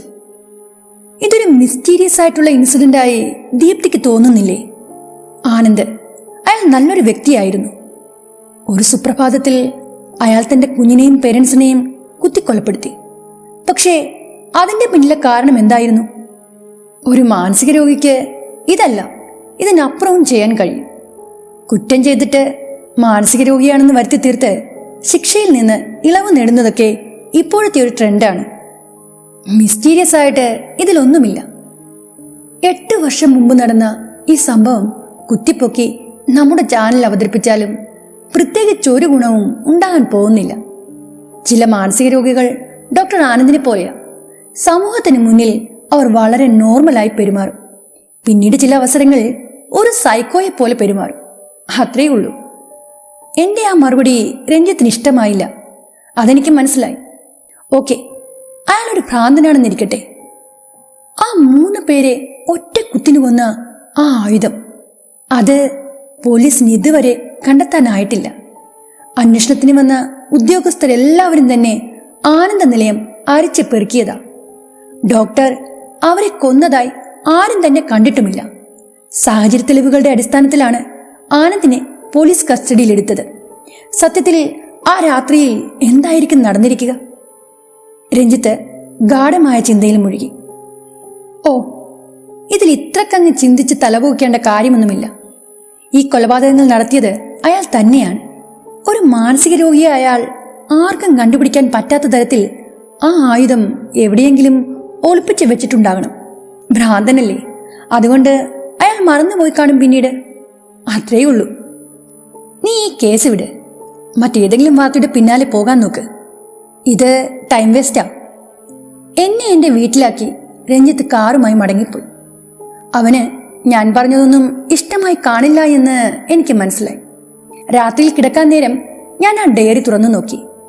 അതിന്റെ ആദ്യ താളുകളിലെല്ലാം കുത്തി വരച്ചിരിക്കുകയാണ്. ചില പേജുകളിൽ ചോരപ്പാടുകളും കണ്ടു. അയാൾ സ്വന്തം ശരീരം കടിച്ചു മുറിക്കുമെന്നും ഡോക്ടർ പറഞ്ഞിരുന്നല്ലോ. അങ്ങനെയെങ്കിൽ ആ മുറിവുകളിൽ നിന്ന് പറ്റിയ ചോരക്കറയായിരിക്കാം അത്. പിന്നെയുള്ള പേജുകളെല്ലാം ശൂന്യമായിരുന്നു. പക്ഷേ ഡയറിയുടെ അവസാനം കണ്ട കവർ പേജിൽ ചോരക്കറ കൊണ്ട് വരച്ച അവ്യക്തമായ ഒരു ചിത്രമുണ്ടായിരുന്നു. നീണ്ട നഖങ്ങളിൽ പറ്റിയ ചോര കൊണ്ട് കോറി വരച്ച ചിത്രം അവിടെ ഇവിടെ അവ്യക്തമായിരുന്നു. അതൊരു കടാരയുടെ ചിത്രമായിരുന്നു. ആ ഡയറി മറിച്ചും തിരിച്ചും നോക്കിയപ്പോഴാണ് അതൊരു കടാരയുടെ ചിത്രമാണെന്ന് എനിക്ക് മനസ്സിലായത്. അത്ര പെട്ടെന്നൊന്നും ആർക്കും ആ ചിത്രം മനസ്സിലാക്കാൻ കഴിയില്ല. കുറെ കുത്തിവരകൾക്കിടയിൽ കണ്ട ആ കടാരയുടെ ചിത്രത്തിലേക്ക് നോക്കി ഞാൻ കുറെ നേരം ഇരുന്നു. ആനന്ദ് ആ 3 പേരെയും കൊലപ്പെടുത്തിയത് ഈ കടാര കൊണ്ടാകാം. അയാളത് എവിടെയായിരിക്കും ഒളിപ്പിച്ചു വെച്ചത്? ആ വീട്ടിലോ അല്ലെങ്കിൽ ആ വീടിന്റെ പരിസരത്തോ അത് ഒളിപ്പിച്ചു വെക്കാനാണ് സാധ്യത. സംഭവം നടന്ന രാത്രിയിൽ അയാൾ ആ വീട്ടിൽ തന്നെ ഉണ്ടായിരുന്നുവെന്നാണല്ലോ പറയുന്നത്. 1-2 ദിവസം കഴിഞ്ഞപ്പോൾ ഞാൻ ആ ഡയറി രഞ്ജിത്തിനെ കാണിച്ചു. അതിൽ കോറിയിട്ട ആ കടാരയുടെ ചിത്രം അവൻ ആദ്യം മനസ്സിലാക്കാൻ കഴിഞ്ഞില്ല. തലങ്ങിനെയും വിലങ്ങിനെയും വരച്ചിരിക്കുന്ന കുത്തിവരകൾക്കിടയിൽ ഞാൻ കണ്ടുപിടിച്ച ആ കടാരയുടെ ചിത്രം അവന് മനസ്സിലാക്കി കൊടുക്കാൻ ഞാൻ തെല്ല് പാടുപെട്ടു. ഏറെ ശ്രദ്ധയോടെ രഞ്ജിത്ത് അത് മറിച്ചും തിരിച്ചും നോക്കി. ഞാൻ പറഞ്ഞതുപോലെ തന്നെ ആ ചിത്രം ഒരു കടാരയുടേത് തന്നെയാണെന്ന് അവൻ ഉറപ്പിച്ചു. ആ ഡയറിയിൽ കോറിയിട്ടിരിക്കുന്ന ചിത്രം കണക്കെ ഡോക്ടർ ആനന്ദ് ആ സെല്ലിനുള്ള ചുമരിലും വരച്ചു വെച്ചിട്ടുണ്ട്. അന്ന് അയാളെ കാണാൻ പോയപ്പോൾ ഞാനത് ശ്രദ്ധിച്ചിരുന്നു. എന്നാലും ദീപ്തി, ഡോക്ടർ ആനന്ദ് ആ കടാര എവിടെയായിരിക്കും ഒളിപ്പിച്ചു വെച്ചിട്ടുണ്ടാവുക? ആർക്കറിയാം. എന്തായാലും ഒരു കാര്യം ഉറപ്പിക്കാം. അന്വേഷണ ഉദ്യോഗസ്ഥന്മാർക്ക് ആ കടാര കണ്ടുപിടിക്കാൻ കഴിഞ്ഞില്ലെങ്കിലും അയാൾ തന്നെയാണ് ആ 3 കൊലപാതകവും നടത്തിയതെന്ന് ഉറപ്പിക്കാം. ഞാൻ പറഞ്ഞത് കേട്ട് രഞ്ജിത്ത് എതിർപ്പൊന്നും പറഞ്ഞില്ല. ആനന്ദ് തന്നെയാണ് ആ കൊലപാതകം നടത്തിയതെന്നിരിക്കട്ടെ, ആ കൊലകൾ ചെയ്യാൻ അയാളെ പ്രേരിപ്പിച്ച കാരണം എന്താണ്? അയാളൊരു മാനസിക രോഗിയാണെന്ന കാരണം എന്നെ തൃപ്തനാക്കുന്നില്ല. എന്തെന്നാൽ അയാൾ എൻ്റെ ഒരു സുഹൃത്തായിരുന്നു. ആനന്ദിന് അങ്ങനെ യാതൊരു മാനസിക പ്രശ്നവും ഉള്ളതായി എനിക്ക് തോന്നിയിട്ടില്ല. അഞ്ജലിയും അങ്ങനെ തന്നെയാണ് പറയുന്നത്. ഈ സംഭവം നടക്കുന്ന തൊട്ടു മുന്നേയുള്ള ദിവസം വരെ അവർ ഒന്നിച്ച് താമസിച്ചിരുന്നവരാണ്. ഒരു മാനസിക രോഗി പെരുമാറുന്നത് പോലെയൊന്നും ആനന്ദ് ഒരിക്കൽ പോലും പെരുമാറിയിട്ടില്ല എന്നാണ് അവരും പറയുന്നത്. ഞാൻ എന്തായാലും ആനന്ദിന്റെ അമ്മാവനെ ഒന്ന് പോയി കാണാൻ തീരുമാനിച്ചിരിക്കുക. അന്ന് അയാളുടെ കൂടെ വന്ന ആ ആളോട് ആനന്ദ് എന്തൊക്കെയോ പറഞ്ഞു എന്നാണല്ലോ ഡോക്ടർ പറയുന്നത്. അതും വളരെ നോർമലായിട്ട്. ആനന്ദ് എന്താണ് സംസാരിച്ചതെന്നറിയാൻ എനിക്കും ഒരു ആകാംക്ഷ. ഞാൻ അവനെ നിരാശപ്പെടുത്താൻ പോയില്ല. എന്തായാലും നിനക്ക് അങ്ങനെ ഒരു താല്പര്യമുണ്ടെങ്കിൽ നമുക്ക് ആനന്ദിന്റെ അമ്മാവനെ പോയി കണ്ടുകളയാം. ഞാനത് പറഞ്ഞപ്പോൾ രഞ്ജിത്തിന്റെ മുഖത്ത് ഒരു തെളിച്ചമുണ്ടായി. 8 വർഷങ്ങൾക്ക് മുമ്പ് നടന്ന ആ കൊലപാതകങ്ങൾ അത് ചെയ്തത് ഡോക്ടർ ആനന്ദാണ്. അന്വേഷണ ഉദ്യോഗസ്ഥർ അത് തെളിയിച്ചതുമാണ്. കോടതി അയാൾക്ക് ശിക്ഷയും വിധിച്ചു. മാനസിക നില മോശമായതുകൊണ്ട് അയാൾ ഇപ്പോൾ മെന്റൽ ഹോസ്പിറ്റലിൽ കഴിയുന്നു. രോഗം മാറുകയാണെങ്കിൽ അയാൾ ജീവിതകാലം മുഴുവനും ജയിലിൽ കിടക്കും, അല്ലെങ്കിൽ ആ സെല്ലിൽ. എന്നിട്ടും എന്തിനാണ് ഞങ്ങൾ ഡോക്ടർ ആനന്ദിന്റെ ഈ കേസിന് പിന്നാലെ പോയതെന്ന് ചോദിച്ചാൽ അറിയില്ല. എന്തോ ഒരു ശക്തി ഞങ്ങളെ അതിന്റെ പിന്നാലെ പോകാൻ പ്രേരിപ്പിച്ചു എന്നേ പറയാനാവും. ആദ്യമൊന്നും ഈ കേസിൽ ഒട്ടും താല്പര്യമില്ലാതിരുന്ന ഞാനും എന്തിനെന്നറിയാതെ ആനന്ദിന്റെ കാര്യങ്ങൾ അറിയാൻ രഞ്ജിത്തിനോടൊപ്പം കൂടി. അടുത്ത ദിവസം ഒരു ഉച്ചനേരം കഴിഞ്ഞപ്പോൾ ഞാനും രഞ്ജിത്തും നേരെ അയക്കുന്നത്തേക്ക് തിരിച്ചു. അവിടെയായിരുന്നു ആനന്ദിന്റെ അമ്മ വീട്. അഞ്ജലിയോട് വഴി ചോദിച്ച് മനസ്സിലാക്കിയതിന് ശേഷമാണ് ഞങ്ങൾ ഡോക്ടറിന്റെ അമ്മാവിനെ കാണാനായി പുറപ്പെട്ടത്. പഴമയുടെ പ്രൗഢി വിളിച്ചറിയിക്കുന്ന വലിയൊരു വീട്. ആ വീടിന് മുറ്റത്തേക്ക് കടക്കാൻ 2 വഴികൾ ഉണ്ടായിരുന്നു. ഒരു പടിക്കെട്ടും മറ്റൊന്ന് വിശാലമായ ഒരു ഗേറ്റും. ആ ഗേറ്റ് കടന്ന് ഞങ്ങളുടെ കാർ ആ വീടിന്റെ മുറ്റത്ത് ചെന്ന് നിന്നു. തല നിറച്ചൊരു കാർന്നൂര് സിറ്റ് ഔട്ടിലെ സോഫയിൽ ഇരിക്കുന്നുണ്ടായിരുന്നു. ഞങ്ങളെ കണ്ടപ്പോൾ അയാൾ കണ്ണടയൊന്ന് നേരെയാക്കി ആടിമുടി നോക്കി. ആരാ എന്താ എന്ന ഭാവത്തിലുള്ള അയാളുടെ നോട്ടം കണ്ടപ്പോൾ ഞാൻ സൗമ്യതയോടെ പറഞ്ഞു, ഞാൻ ദീപ്തി, ഇതെന്റെ ഫ്രണ്ട് രഞ്ജിത്ത്. ആനന്ദ് ഇവന്റെ സുഹൃത്താ. ഞങ്ങൾക്ക് ആനന്ദിനെ കുറിച്ച് കുറച്ച് കാര്യങ്ങൾ അറിയണമായിരുന്നു. മീഡിയക്കാരാണെങ്കിൽ എനിക്ക് നിങ്ങളോട് ഒന്നും പറയാനില്ല. ഇപ്പോൾ തന്നെ ഇവിടെ നിറങ്ങുന്നതായിരിക്കും നിങ്ങൾക്ക് നല്ലത്. അങ്ങേര് ഒച്ചയെടുത്തപ്പോൾ ഞങ്ങൾ അങ്ങ് വല്ലാണ്ടായി. അങ്കിൾ, ഞാൻ ആനന്ദിന്റെ ഫ്രണ്ടാണ്. കഴിഞ്ഞ ദിവസം ഞാനവനെ കാണാൻ ഹോസ്പിറ്റലിൽ പോയിരുന്നു. അവിടുത്തെ ഡോക്ടറാണ് പറഞ്ഞത് അങ്കിൾ അവനെ കാണാൻ അവിടെ ചെന്നിരുന്നു എന്ന്. അങ്കിളിന്റെ കൂടെയുള്ള ആ ആളോട് അവൻ നോർമലായി ഏറെ നേരം സംസാരിച്ചു എന്നും അറിയാൻ കഴിഞ്ഞു.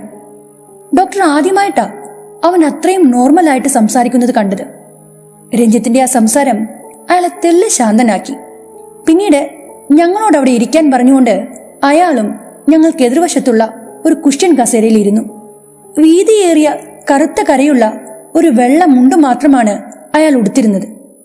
തോൾമുണ്ടുകൊണ്ട് മുഖം തുടച്ച് അയാൾ കുറച്ചു നേരം എന്തൊക്കെയോ ആലോചിച്ചിരുന്നു. പിന്നീട് റൗണ്ട് ടേബിളിലിരുന്ന ഓട്ടുമുന്തയിൽ നിന്ന് വയറ് നിറയെ വെള്ളം കുടിച്ചു. തോൾമുണ്ടുകൊണ്ട് കിരി തുടച്ചുകൊണ്ട് അയാൾ പറഞ്ഞു, ആനന്ദ് എൻ്റെ ഒരേ ഒരു അനന്തരക്കാരനാണ്. എനിക്കും എൻ്റെ അനിയനും ഈ 2 പെൺമക്കൾ വീതമാണുള്ളത്. ആനന്ദിന്റെ അമ്മ പ്രഭയാണ് മൂത്തത്. ഞാനും പ്രഭയും തമ്മിൽ 1.5 വയസ്സിന്റെ വ്യത്യാസമേ ഉള്ളൂ. എൻ്റെ മൂത്ത മകൾ ഗംഗയെ കൊണ്ട് ആനന്ദിനെ വിവാഹം കഴിപ്പിക്കാമെന്ന് ഞങ്ങൾ ബന്ധുക്കൾ നേരത്തെ തന്നെ തീരുമാനിച്ചിരുന്നതാ. എനിക്കും ആ ബന്ധത്തിനോട് വലിയ താല്പര്യമുണ്ടായിരുന്നു. പക്ഷേ ആനന്ദ് ഡോക്ടറായി കഴിഞ്ഞപ്പോൾ മുന്നേ പറഞ്ഞു വച്ച ബന്ധത്തിനോട് അവന് താല്പര്യമില്ലെന്നും അവന് മറ്റൊരു കുട്ടിയെ വിവാഹം കഴിക്കാനാണ് ഇഷ്ടമെന്നും പ്രഭ പറഞ്ഞ് ഞാൻ അറിഞ്ഞു. ആദ്യം ഞാനതിനെ എതിർത്തു. ആനന്ദിനെ കണ്ട് സംസാരിക്കുകയും ചെയ്തു. അപ്പോഴാണ് അവൻ അഞ്ജലിയുമായിട്ടുള്ള ബന്ധത്തെക്കുറിച്ച് എന്നോട് പറഞ്ഞത്. അവന്റെ വിവാഹത്തിൽ ഞാനോ എൻ്റെ അനിയനോ ഞങ്ങളുടെ മക്കളോ പങ്കെടുത്തില്ല. എൻ്റെ മോളോട് തോന്നാത്തൊരു ഇഷ്ടം അതെങ്ങനെയാ ഉണ്ടാക്കിയെടുക്കാനാവുക? അതിനാൽ ഞാൻ എൻ്റെ മനസ്സിനെ പറഞ്ഞു മനസ്സിലാക്കി. അഞ്ജലിയുമായിട്ടുള്ള വിവാഹത്തോടെ പ്രഭയുടെ കുടുംബവുമായി ഞാൻ അകന്നുപോയി. വിശ്വാസവഞ്ചനയല്ലേ അവൻ കാണിച്ചത്. എൻ്റെ മകൾ ഗംഗയ്ക്കും ആനന്ദിനെ വലിയ ഇഷ്ടമായിരുന്നു. കുട്ടിക്കാലം തൊട്ടേ അവൻ അവൾക്കുള്ളതാണെന്നാണല്ലോ എൻ്റെ കുട്ടി കേട്ട് വളർന്നത്. അതുകൊണ്ട് അവനെക്കുറിച്ച് അവളും കുറെ സ്വപ്നങ്ങൾ കണ്ടു. വിദേശത്തൊക്കെ പോയി പഠിച്ച് ജോലി കിട്ടിയപ്പോൾ അവന്റെ വിധം മാറി. എല്ലാം കഴിഞ്ഞുപോയ കാര്യങ്ങളാണ്. ഗംഗയെ പറഞ്ഞു മനസ്സിലാക്കാൻ ഞാൻ വല്ലാതെ പാടുപെട്ടു. പക്ഷേ ഇപ്പോൾ അവളൊരു കുടുംബിനിയാണ്. ഭർത്താവും കുട്ടികളോടുമൊപ്പം അവൾ സുഖമായി താമസിക്കുന്നു. ഈ സംഭവം നടന്നതിന് ശേഷം ചേച്ചിയുടെ മരണാനന്തര കർമ്മങ്ങൾ പങ്കെടുക്കാൻ ചെന്നപ്പോഴാണ് ഞാൻ ഈ അഞ്ജലിയെ കണ്ടതും സംസാരിച്ചതും. ആർക്കും പിടിതരാത്ത മനസ്സിന്റെ ഉടമയാണെന്ന് അപ്പോഴേ എനിക്ക് മനസ്സിലായി. നേരം ഒന്ന് ഇരുട്ടി വെളുത്തപ്പോഴേക്കും അവളുടെ കുടുംബം ഇല്ലാണ്ടായി. അതുകൊണ്ട് എല്ലാവർക്കും അവളോട് ഒരു സിമ്പതി തോന്നി. എൻ്റെ അനിയനും ബന്ധുക്കളും വീണ്ടും ബന്ധം പുതുക്കാൻ ചെന്നതാ. പക്ഷേ അവൾ ആരെയും അടുപ്പിച്ചില്ല. അവൾ എന്തൊക്കെയോ മറയ്ക്കുന്നത് പോലെയാ എനിക്ക് തോന്നിയിട്ടുള്ളത്. ആനന്ദ് നല്ലൊരു ചെറുപ്പക്കാരനായിരുന്നു. അവൻ ഇങ്ങനെയൊക്കെ ആയിത്തീരുന്നതിന് പിന്നിൽ അഞ്ജലി ആയിരിക്കണം കാരണക്കാരി. കാരണവർ അത്രയും പറഞ്ഞതിന് ശേഷം എന്തൊക്കെയോ ആലോചനയിൽ മുഴുകി. അന്ന് അങ്കിളിനോടൊപ്പം ഹോസ്പിറ്റലിൽ ആനന്ദിനെ കാണാൻ ആരാ വന്നത്? അയാളോട് ആനന്ദ് എന്താ പറഞ്ഞത്? രഞ്ജിത്ത് വീണ്ടും ആ ചോദ്യം ആവർത്തിച്ചു. അന്ന് എന്റെ ഒപ്പം ഉണ്ടായിരുന്നത് ആചാര്യൻ പ്രേമാനന്ദഗിരിയായിരുന്നു. അദ്ദേഹം ഇപ്പോൾ നാട്ടിലില്ല.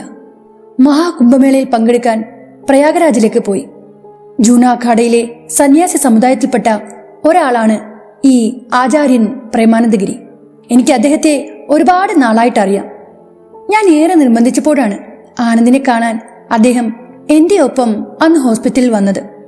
മണിമലയാറിന്റെ തീരത്ത് അവൻ കെട്ടിയുണ്ടാക്കിയ ആ വീട്, എവിടെ നിന്നോ ഒരു പഴയ ഇല്ലം പൊളിച്ചു വാങ്ങിച്ച് ആ വീടിന്റെ തീരത്ത് കൊണ്ടുവന്ന് അത് പുനർനിർമ്മിച്ചില്ലേ, അവിടെ നിന്നാണ് ഈ പ്രശ്നങ്ങൾക്കെല്ലാം തുടക്കം കുറിച്ചത്. ഞങ്ങൾ തലനരച്ചവർ പറയുന്നത് ഇപ്പോഴത്തെ കുട്ടികൾക്ക് വെറും തമാശയാണ്, അതൊന്നും ആരും ചെവിക്കൊള്ളാറില്ല. അതിന്റെ ഫലമാ അവരിപ്പോൾ അനുഭവിക്കുന്നത്. പഴയ സാധനങ്ങളോട് അവൾക്ക് വല്ലാത്ത കമ്പമായിരുന്നു. അങ്ങനെയുള്ളത് എവിടെ കണ്ടാലും എത്ര വലിയ തുക കൊടുത്തും അവൾ അത് വാങ്ങിച്ചു കൂട്ടും. അങ്ങനെ അവൾ അവനെ കൊണ്ട് വാങ്ങിപ്പിച്ചതാ ആ ഇല്ലത്തിന്റെ അവശിഷ്ടങ്ങൾ. അമ്മാവൻ അതെല്ലാം പറഞ്ഞപ്പോൾ അഞ്ജലി പറഞ്ഞ പൊരുത്തക്കേടിനെ കുറിച്ചാണ് ഞാൻ ചിന്തിച്ചത്. ആര് പറയുന്നതായിരിക്കും ശരി? കാർന്നോര് വീണ്ടും മൊന്തയിലെ വെള്ളം വായിലേക്ക് കമിഴ്ത്തി. പിന്നെ അല്പനേരത്തെ ആലോചനയ്ക്ക് ശേഷം പറഞ്ഞു, ആചാര്യൻ പറഞ്ഞ കാര്യങ്ങൾ, അതായത് ആനന്ദനും ആചാര്യൻ പ്രേമാനന്ദഗിരിയും തമ്മിൽ നടന്ന ആ സംഭാഷണത്തെക്കുറിച്ച് ഞാൻ പറഞ്ഞാൽ അത് നിങ്ങൾ വിശ്വസിക്കില്ല. നിങ്ങളെന്നല്ല, സാധാരണക്കാരും അതൊന്നും വിശ്വസിക്കില്ല. അതുകൊണ്ട് നിങ്ങൾ നേരെ ത്രിവേണി സംഗമത്തിലേക്ക് പൊയ്ക്കോ. നേരിട്ട് ആചാര്യനെ കണ്ട് സംസാരിച്ചോളൂ. അങ്ങയുടെ ആ സംസാരം കേട്ട് ഞങ്ങൾ ഇരുവരും അന്തം വിട്ടുപോയി. അങ്കിൾ പറയുന്നത് ഞങ്ങൾക്ക് വിശ്വാസമാണ്. അതറിയാൻ കുംഭമേള നടക്കുന്നിടത്തേക്ക് പോകണമെന്നില്ല. ഞാനത് പറഞ്ഞപ്പോൾ കാർന്നവരുടെ മുഖത്ത് ഒരു ചിരി വിരിഞ്ഞു. ഇവിടെ ഈ പ്രപഞ്ചത്തിൽ ഒരു ഇല അനങ്ങിയാൽ പോലും അതിനൊരു കാരണമുണ്ടായിരിക്കും. അപ്പോൾ പിന്നെ ക്രൈംബ്രാഞ്ച് അന്വേഷിച്ച് തെളിയിച്ച ഈ കേസിന്റെ പിന്നാലെ നിങ്ങൾ ഇറങ്ങിത്തിരിച്ചതിന്റെ കാരണം അത് എനിക്കറിയാം. പക്ഷേ നിങ്ങൾ എന്താണോ ഉദ്ദേശിക്കുന്നത് അതല്ല ഞാൻ ഉദ്ദേശിക്കുന്നത്. അത് നിങ്ങൾക്ക് വഴിയേ മനസ്സിലാവും. ആചാര്യൻ പറഞ്ഞത് എത്ര ശരിയാണ്. മൂടിവെക്കപ്പെട്ട സത്യം അത് ഒരിക്കൽ മറമാറ്റി പുറത്തു വരിക തന്നെ ചെയ്യും. ഒരുപക്ഷെ നിങ്ങളായിരിക്കും അതിന് നിമിത്തമാകുക. എനിക്ക് ചില കാര്യങ്ങൾ അറിയാം, പക്ഷേ അതിന് വ്യക്തതയും പൂർണ്ണതയുമില്ല. ഞാൻ പല ആവർത്തി ആചാര്യനോട് അത് ചോദിച്ച് മനസ്സിലാക്കാൻ ശ്രമിച്ചെങ്കിലും അദ്ദേഹം പറഞ്ഞത് അതിനുള്ള സമയമായിട്ടില്ല എന്നാണ്. കാർന്നോര് പറയുന്നതൊന്നും ഞങ്ങൾ ഇരുവർക്കും മനസ്സിലായില്ല. അതിനാൽ ഞങ്ങൾ പരസ്പരം നോക്കി. ഞങ്ങളുടെ മുഖഭാവം കണ്ട് അമ്മാവൻ ഗൂഢമായൊരു ചിരിയോട് പറഞ്ഞു, ചില കാര്യങ്ങൾ കണ്ടു തന്നെ മനസ്സിലാക്കണം. അത് പറഞ്ഞാലൊന്നും നിങ്ങളെപ്പോലെയുള്ള സാധാരണക്കാർക്ക് മനസ്സിലാകണമെന്നില്ല. എന്നാൽ ഇനി നിങ്ങൾ പൊയ്ക്കോളൂ, എനിക്കൊന്ന് കിടക്കണം. കാർന്നോര് സോഫയിൽ നിന്ന് എണീറ്റ് അകത്തേക്ക് നടന്നു. രഞ്ജിത്ത് ഉടൻ തന്നെ വിസിറ്റിംഗ് കാർഡ് എടുത്ത് അദ്ദേഹത്തിന് നേർക്ക് നീട്ടിക്കൊണ്ട് പറഞ്ഞു, ഈ കേസിനെ കുറിച്ച് അങ്കിളിന് എന്തെങ്കിലും പറയാൻ തോന്നുകയാണെങ്കിൽ ഈ നമ്പറിൽ എന്നെ വിളിച്ചാൽ മതി. അദ്ദേഹം ആ വിസിറ്റിംഗ് കാർഡ് കയ്യിൽ വാങ്ങിച്ചുകൊണ്ട് പറഞ്ഞു, ഞാൻ പറഞ്ഞല്ലോ ചില കാര്യങ്ങൾ കണ്ടു തന്നെ അറിയണമെന്ന്. കാർന്നവരുടെ ആ പറച്ചിൽ കേട്ട് ഞാൻ ഉടൻ തന്നെ ആ വീട്ടിൽ നിന്നിറങ്ങി പുറത്തേക്ക് നടന്നു. എന്റെ പിന്നാലെ തന്നെ രഞ്ജിത്തും അവിടെ നിന്ന് തിരിച്ചു നടന്നു. ഇനി ഈ കേസിന്റെ പിന്നാലെ നടക്കണമെന്ന് നിനക്ക് ഉദ്ദേശമുണ്ടോ? എന്റെ ചോദ്യം കേട്ട് രഞ്ജിത്ത് ആലോചനയിൽ മുഴുകി. മടക്കയാത്രയിൽ അവൻ എന്തൊക്കെയോ ചിന്തകളിൽ മുഴുകിയിരുന്നു. വീടെത്തുന്നതുവരെ അവൻ നിശബ്ദനായിരുന്നു. സത്യത്തിൽ കാർന്നോര് പറഞ്ഞ കാര്യങ്ങൾ എന്നെയും കുഴക്കിയിരുന്നു. എന്തൊക്കെയോ രഹസ്യങ്ങൾ ഒളിപ്പിച്ചു വെച്ചുള്ള സംസാരം. പക്ഷേ അയാൾ ഒന്നും അങ്ങോട്ട് തെളിച്ച് പറയുന്നുമില്ല. അങ്ങനെ 3-4 ദിവസങ്ങൾ കഴിഞ്ഞുപോയി. പക്ഷേ ആ ദിവസങ്ങൾ അത്രയും ഞാൻ ചിന്തിച്ചത് ആനന്ദിനെ പറ്റിയായിരുന്നു. ഉറക്കത്തിൽ മണിമലയാറിന്റെ കരയിലെ ആ പഴയ വീട് ഞാൻ പല ആവർത്തി സ്വപ്നം കണ്ടു. അങ്ങനെ 4-ാം ദിവസം രാവിലെ എനിക്ക് രഞ്ജിത്തിന്റെ ഒരു കോള് വന്നു. ദീപ്തി, ഞാനൊരു യാത്ര പോവുകയാണ്. എവിടേക്ക്? ഞാൻ സംശയത്തോടെ ചോദിച്ചു. കഴിഞ്ഞ 4 ദിവസമായിട്ട് എനിക്ക് ഉറങ്ങാൻ കഴിയുന്നില്ല. കണ്ണടച്ചാൽ കാണുന്നത് ചോരക്കറ കൊണ്ട് കോറി വരച്ച കടാരയുടെ ചിത്രമാണ്. നിന്റെ കൈവശമുള്ള ഡയറിയിലെ ആ ചിത്രം ഒരു ദുസ്വപ്നമായി എന്റെ ഉറക്കം കെടുത്തുന്നു. ചോരയിൽ നനഞ്ഞൊരു കടാര. അവ്യക്തമായ ആദ്യം കാണുന്ന ആ കടാരയ്ക്ക് സ്വപ്നത്തിന്റെ അവസാനത്തോടെ വ്യക്തതയേറുന്നു. കടാരയിൽ നിന്ന് ഇറ്റിറ്റു വീഴുന്ന ചോരത്തുള്ളികളുടെ ശബ്ദത്തിനോടൊപ്പം തന്നെ ആരുടെയോ അടക്കി പിടിച്ചുള്ള സംസാരവും ഞാൻ കേൾക്കുന്നു. ഞാൻ കാണുന്ന ദുസ്വപ്നങ്ങൾ എന്നെ എത്രത്തോളം ഭയപ്പെടുത്തുന്നുണ്ടെന്ന് പറഞ്ഞറിയിക്കാൻ എനിക്ക് വയ്യ. ഇതിന്റെ എല്ലാത്തിൻ്റെയും കണക്ഷൻ ആനന്ദിന്റെ കേസാണ്. അയാളുടെ അമ്മാവൻ എന്നെ ഫോൺ വിളിച്ചിരുന്നു. അയാൾ നാളെ പ്രയാഗരാജിലേക്ക് പുറപ്പെടുകയാണ്. മനസ്സിനെ അലട്ടുന്ന പ്രശ്നങ്ങൾക്ക് ഉത്തരം കണ്ടെത്തണമെങ്കിൽ അങ്ങയുടെ കൂടെ ചെല്ലാനാ പറയുന്നത്. ഞാൻ പോകാൻ തീരുമാനിച്ചു. ദീപ്തി, നിനക്ക് വരാൻ പറ്റുമെങ്കിൽ വാ. എന്തുകൊണ്ടോ അവന്റെ ആ ക്ഷണം കേട്ട് ഞാൻ അറിയാതെ എന്റെ സമ്മതം അറിയിച്ചു പോയി.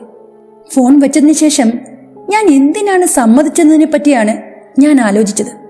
എങ്കിലും വരുന്നില്ല എന്ന് പറയാനും എനിക്ക് മനസ്സ് വന്നില്ല. അങ്ങനെ തൊട്ടടുത്ത ദിവസം രാത്രി 9:30 ഞങ്ങൾ മൂവരും എറണാകുളം റെയിൽവേ സ്റ്റേഷനിൽ ഒന്നുചേർന്നു. കുംഭമേളം നടക്കുന്നതിനാൽ ഇത്രയും പെട്ടെന്ന് ഫ്ലൈറ്റ് ടിക്കറ്റ് തരപ്പെട്ടില്ല. അതിനാൽ കാരണവർ എങ്ങനെയോ 3 തത്കാൽ ടിക്കറ്റുകൾ ഒപ്പിച്ചിരുന്നു. പട്ന എക്സ്പ്രസിൽ 2nd ക്ലാസ് AC-യിൽ പ്രയാഗരാജിലേക്കൊരു യാത്ര. മനസ്സിൽ പോലും ഇങ്ങനെയൊരു യാത്രയെപ്പറ്റി ഞാൻ വിചാരിച്ചിരുന്നില്ല. അല്ലെങ്കിലും തൊട്ടടുത്ത നിമിഷം എന്താണ് നടക്കാൻ പോകുന്നതെന്ന് നമുക്കറിയാൻ കഴിയില്ലല്ലോ. അതുകൊണ്ട് വരുന്നിടത്ത് വെച്ച് കാണാമെന്ന ചിന്തയിൽ മനസ്സില്ലാ മനസ്സോടെ ഞാൻ ആ യാത്ര ആരംഭിച്ചു. 2 രാത്രിയും 3 പകലും നീളുന്ന യാത്ര. റെയിൽവേ സ്റ്റേഷനിൽ നല്ല തിരക്കുണ്ടായിരുന്നു. പ്ലാറ്റ്ഫോം നമ്പർ 3-ൽ ട്രെയിൻ നമ്പർ 2266-9 എന്ന നമ്പറുള്ള പട്ന എക്സ്പ്രസ് കൂവിയാർത്ത് കിതച്ച് വന്നു നിന്നു. ട്രെയിൻ എറണാകുളത്ത് നിന്ന് സ്റ്റാർട്ട് ചെയ്യുന്നതിനാൽ കമ്പാർട്ട്മെന്റ് എല്ലാം കാലിയായിരുന്നു. ആൾക്കൂട്ടത്തിനിടയിൽ കാഷായ വേഷധാരികളായ നിരവധി സന്യാസിമാരെ ഞാൻ കണ്ടു. അവരെല്ലാം തന്നെ പട്ന എക്സ്പ്രസിനായി കാത്തിരിക്കുകയായിരുന്നു. നിമിഷ നേരം കൊണ്ട് തന്നെ സീറ്റുകളെല്ലാം നിറഞ്ഞു.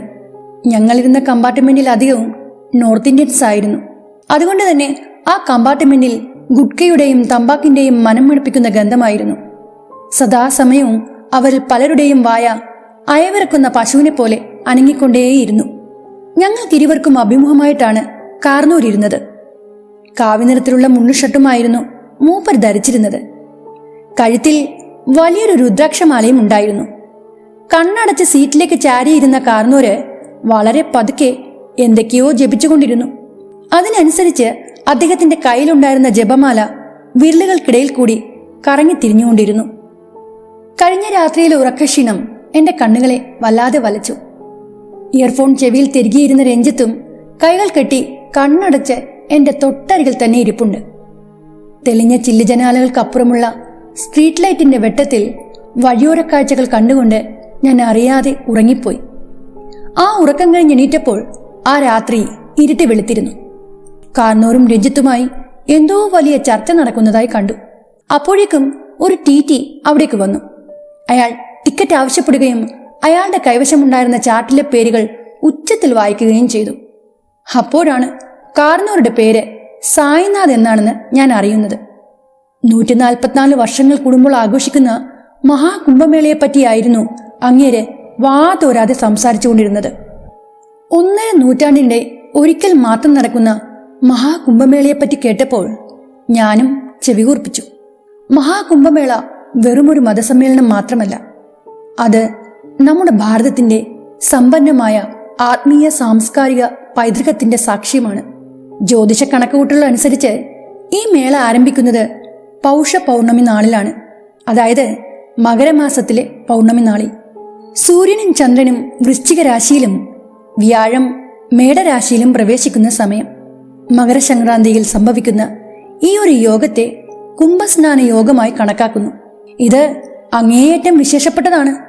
ഒരു കുട്ടിയുടെ കൗതുകത്തോടെ ഞാൻ കാർന്നൂർ പറയുന്നത് കേട്ടിരുന്നു. അദ്ദേഹം കൂടുതൽ വാചാലനായി. പുരാണകഥയനുസരിച്ച് പാലാഴിമതനം നടന്ന സമയത്ത് വിശിഷ്ടമായ പല വസ്തുക്കളും ലഭിക്കുകയുണ്ടായി. അതെല്ലാം തന്നെ ദേവന്മാരും അസുരന്മാരും ചേർന്ന് പങ്കിട്ടെടുത്തു.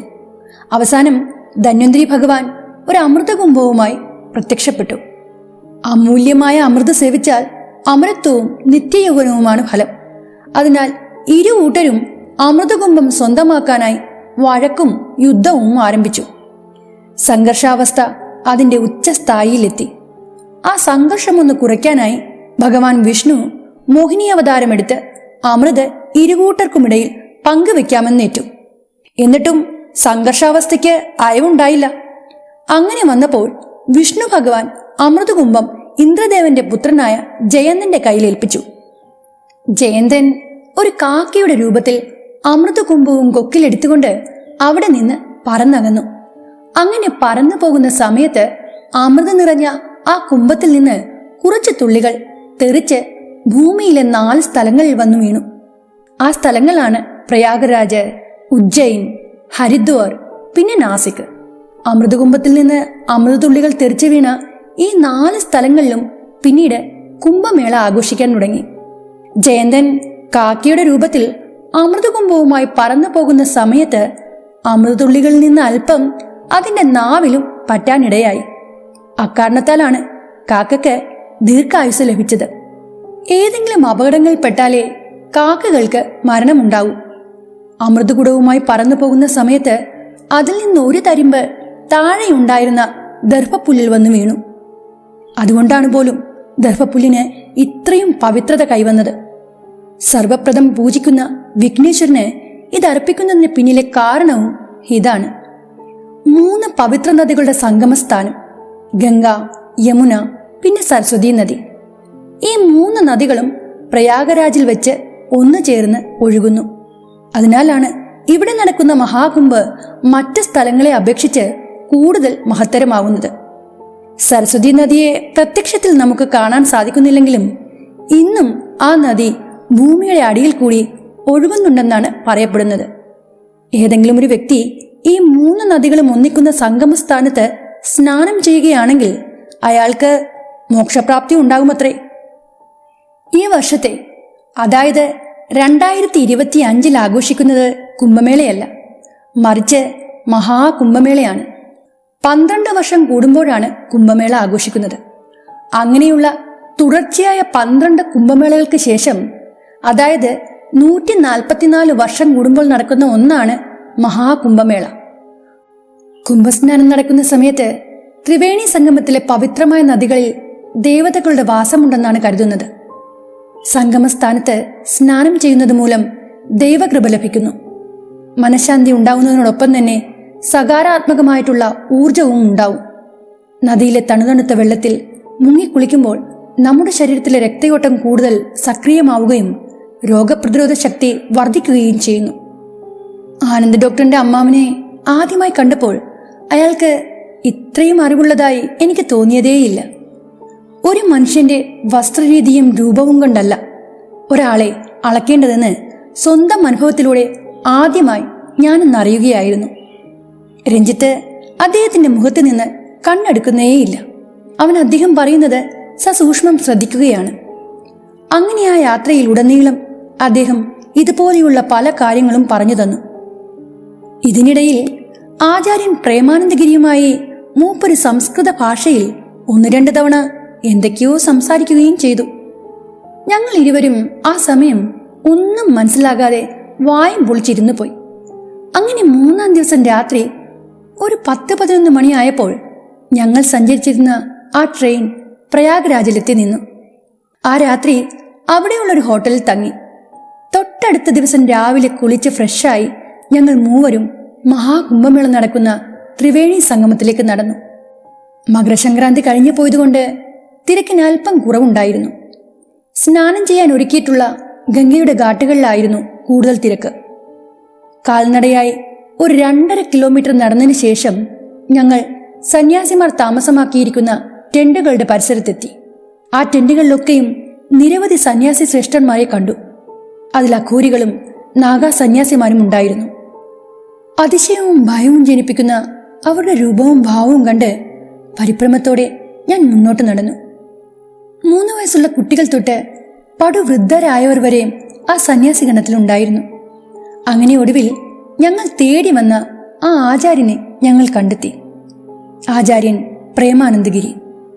അദ്ദേഹം ധ്യാനാവസ്ഥയിലായിരുന്നതുകൊണ്ട് ഞങ്ങൾക്ക് കുറച്ചു നേരം അദ്ദേഹത്തിന് വേണ്ടി വെയിറ്റ് ചെയ്യേണ്ടി വന്നു. ധ്യാനാവസ്ഥയിലായിരുന്ന ആചാര്യന്റെ 4 പാടും മൺചിരാതുകൾ കത്തിച്ചു വെച്ചിരുന്നു. ചുറ്റുപാടും നല്ല പുകമഞ്ഞുണ്ട്. ദൂരക്കാഴ്ചകൾ അവ്യക്തമാണ്. ഇടയ്ക്കിടെ വീശുന്ന തണുപ്പം കാറ്റിൽ സാമ്പ്രാണിത്തിരിയുടെയും കർപ്പൂരത്തിന്റെയും ഗന്ധം നിറഞ്ഞു നിന്നിരുന്നു. കട്ടിയേറിയ വുള്ളൻ സ്വെറ്റർ ധരിച്ചിട്ടും എനിക്ക് അവിടുത്തെ തണുപ്പ് സഹിക്കാൻ കഴിയുന്നില്ലായിരുന്നു. ധ്യാനത്തിൽ മുഴുകിയ ആചാര്യൻ ഒരു കാവ്യമുണ്ട് മാത്രമാണ് ധരിച്ചിരുന്നത്. കഴുത്തിൽ 1-2 രുദ്രാക്ഷമാലകളും വർണ്ണച്ചരടും കണ്ടു. മറ്റ് സന്യാസിമാരെ പോലെ അദ്ദേഹത്തിന് ജട പിടിച്ച നീളൻ തലമുടിയില്ലായിരുന്നു. പകരം മുടിയും താടിരോമങ്ങളും പറ്റ വെട്ടിയിരുന്നു. ദേഹം കോച്ചുവിറക്കുന്ന തണുപ്പിലും ആചാര്യന്റെ അർദ്ധനഗ്നമായ ഉടലിൽ അതിന്റെ യാതൊരു എഫക്റ്റും കണ്ടില്ല. പത്മാസന മുദ്രയിലിരുന്ന അദ്ദേഹത്തിന്റെ മുന്നിൽ കുങ്കുമത്താൽ ഒരു വൃത്തവും അതിനുള്ളിൽ ഒരു നക്ഷത്ര ചിഹ്നവും വരച്ചിരുന്നു. അല്പനേരത്തിന് ശേഷം അദ്ദേഹം കണ്ണുകൾ തുറന്നു. ഞങ്ങളെ കണ്ട് സൗമ്യമായി പുഞ്ചിരിച്ചുകൊണ്ട് ചോദിച്ചു, ആനന്ദ് ചെയ്ത കൂട്ടക്കൊലപാതകത്തിന്റെ പിന്നിലെ നിഗൂഢതകൾ അന്വേഷിച്ച് നിങ്ങൾക്ക് ഇവിടം വരെ വരേണ്ടി വന്നു അല്ലേ? പ്രത്യക്ഷത്തിൽ സാധാരണക്കാർക്ക് ആർക്കും കാണാൻ പറ്റാത്ത ഒരു രഹസ്യം ഈ കൊലപാതകങ്ങൾക്ക് പിന്നിലുണ്ട്. ഡോക്ടർ ആനന്ദിനെ ഒരു കൊലയാളിയാക്കിയതിന് പിന്നിലെ കാരണവും അതുതന്നെയാണ്. ശാന്തനും സ്നേഹസമ്പന്നനുമായ ഡോക്ടറിനെ പോലെയുള്ള ഒരാൾ പെട്ടെന്നുള്ള ദേഷ്യത്തിൽ ഒരു നിമിഷം കൊണ്ട് തന്റെ പ്രാണനെ പോലെ സ്നേഹിച്ച സ്വന്തം കുഞ്ഞിനെയും മാതാപിതാക്കളെയും കൊന്നുതള്ളുന്നു. അകാരണമായി അയാൾക്കുണ്ടായ പെട്ടെന്നുള്ള ആ ദേഷ്യം, അതിനെപ്പറ്റി ആരെങ്കിലും ചിന്തിച്ചിട്ടുണ്ടോ? എങ്ങനെയാണ് അയാളുടെ ഉള്ളിൽ അത്രയും കോപമുണ്ടായത്? അയാളെ അത്രയേറെ പ്രകോപിതനാക്കാൻ പറ്റുന്ന തരത്തിലുള്ള ഒരു സംഭവവും ആ വീട്ടിൽ ഉണ്ടായിട്ടില്ല. അപ്പോൾ പിന്നെ ആ കോപത്തിന്റെ കാരണം എന്താണ്? ആചാര്യൻ എന്താണ് പറഞ്ഞു വരുന്നതെന്ന് മനസ്സിലാകാതെ ഞാനും രഞ്ജിത്തും അദ്ദേഹത്തിന്റെ കണ്ണുകളിലേക്ക് നോക്കി. ദേഷ്യം മനുഷ്യനെ ചെകുത്താനാക്കുന്നു. ഇവിടെ ചെറിയൊരു നിമിഷത്തേക്ക് ആനന്ദം ഒരു ചെകുത്താനായി മാറി. അയാളുടെ ശരീരവും മനസ്സും കലിയുടെ നിയന്ത്രണത്തിലായി. അത്യധികമായ കോപം കുറച്ചു നേരത്തേക്ക് അയാളെ ഒരു അന്ധനാക്കി മാറ്റി. ഡോക്ടർ ആനന്ദ് എന്ന വ്യക്തിയെ ഒരു കൊലയാളിയും ഒരു മാനസിക രോഗിയാക്കിയതിനും പിന്നിൽ ഒരു അദൃശ്യ ശക്തിയുടെ ഇടപെടലുണ്ടെന്ന് ഞാൻ പറഞ്ഞാൽ നിങ്ങളെന്നല്ല, സാധാരണക്കാരായ ആരും തന്നെ അത് വിശ്വസിക്കുകയില്ല. എന്നാൽ അതാണ് പച്ചയായ സത്യം.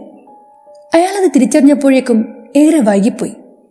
മെന്റൽ ഹോസ്പിറ്റലിൽ ഞാനിന്ന് ഡോക്ടറെ കാണാൻ പോയപ്പോൾ പൊട്ടിക്കരഞ്ഞുകൊണ്ട് അയാൾ ചിലതെല്ലാം എന്നോട് പറഞ്ഞു. ആനന്ദ് പറഞ്ഞ കാര്യങ്ങൾ കേട്ട് ഞാൻ തന്നെ അന്തിച്ചു പോയി. അയാളെ രക്ഷിക്കാൻ ആർക്കും കഴിയില്ല. അത്ര ആഴത്തിൽ ആ മനുഷ്യൻ ഒരു കുരുക്കിൽപ്പെട്ടു പോയിരിക്കുന്നു. അയാൾ നിരപരാധിയാണെന്ന് ഞാൻ പറയുന്നില്ല. പക്ഷേ അയാളെ ആ അപരാധം ചെയ്യിപ്പിച്ചത് ആരാണെന്ന് പറഞ്ഞാൽ അതാരും വിശ്വസിക്കുകയില്ല.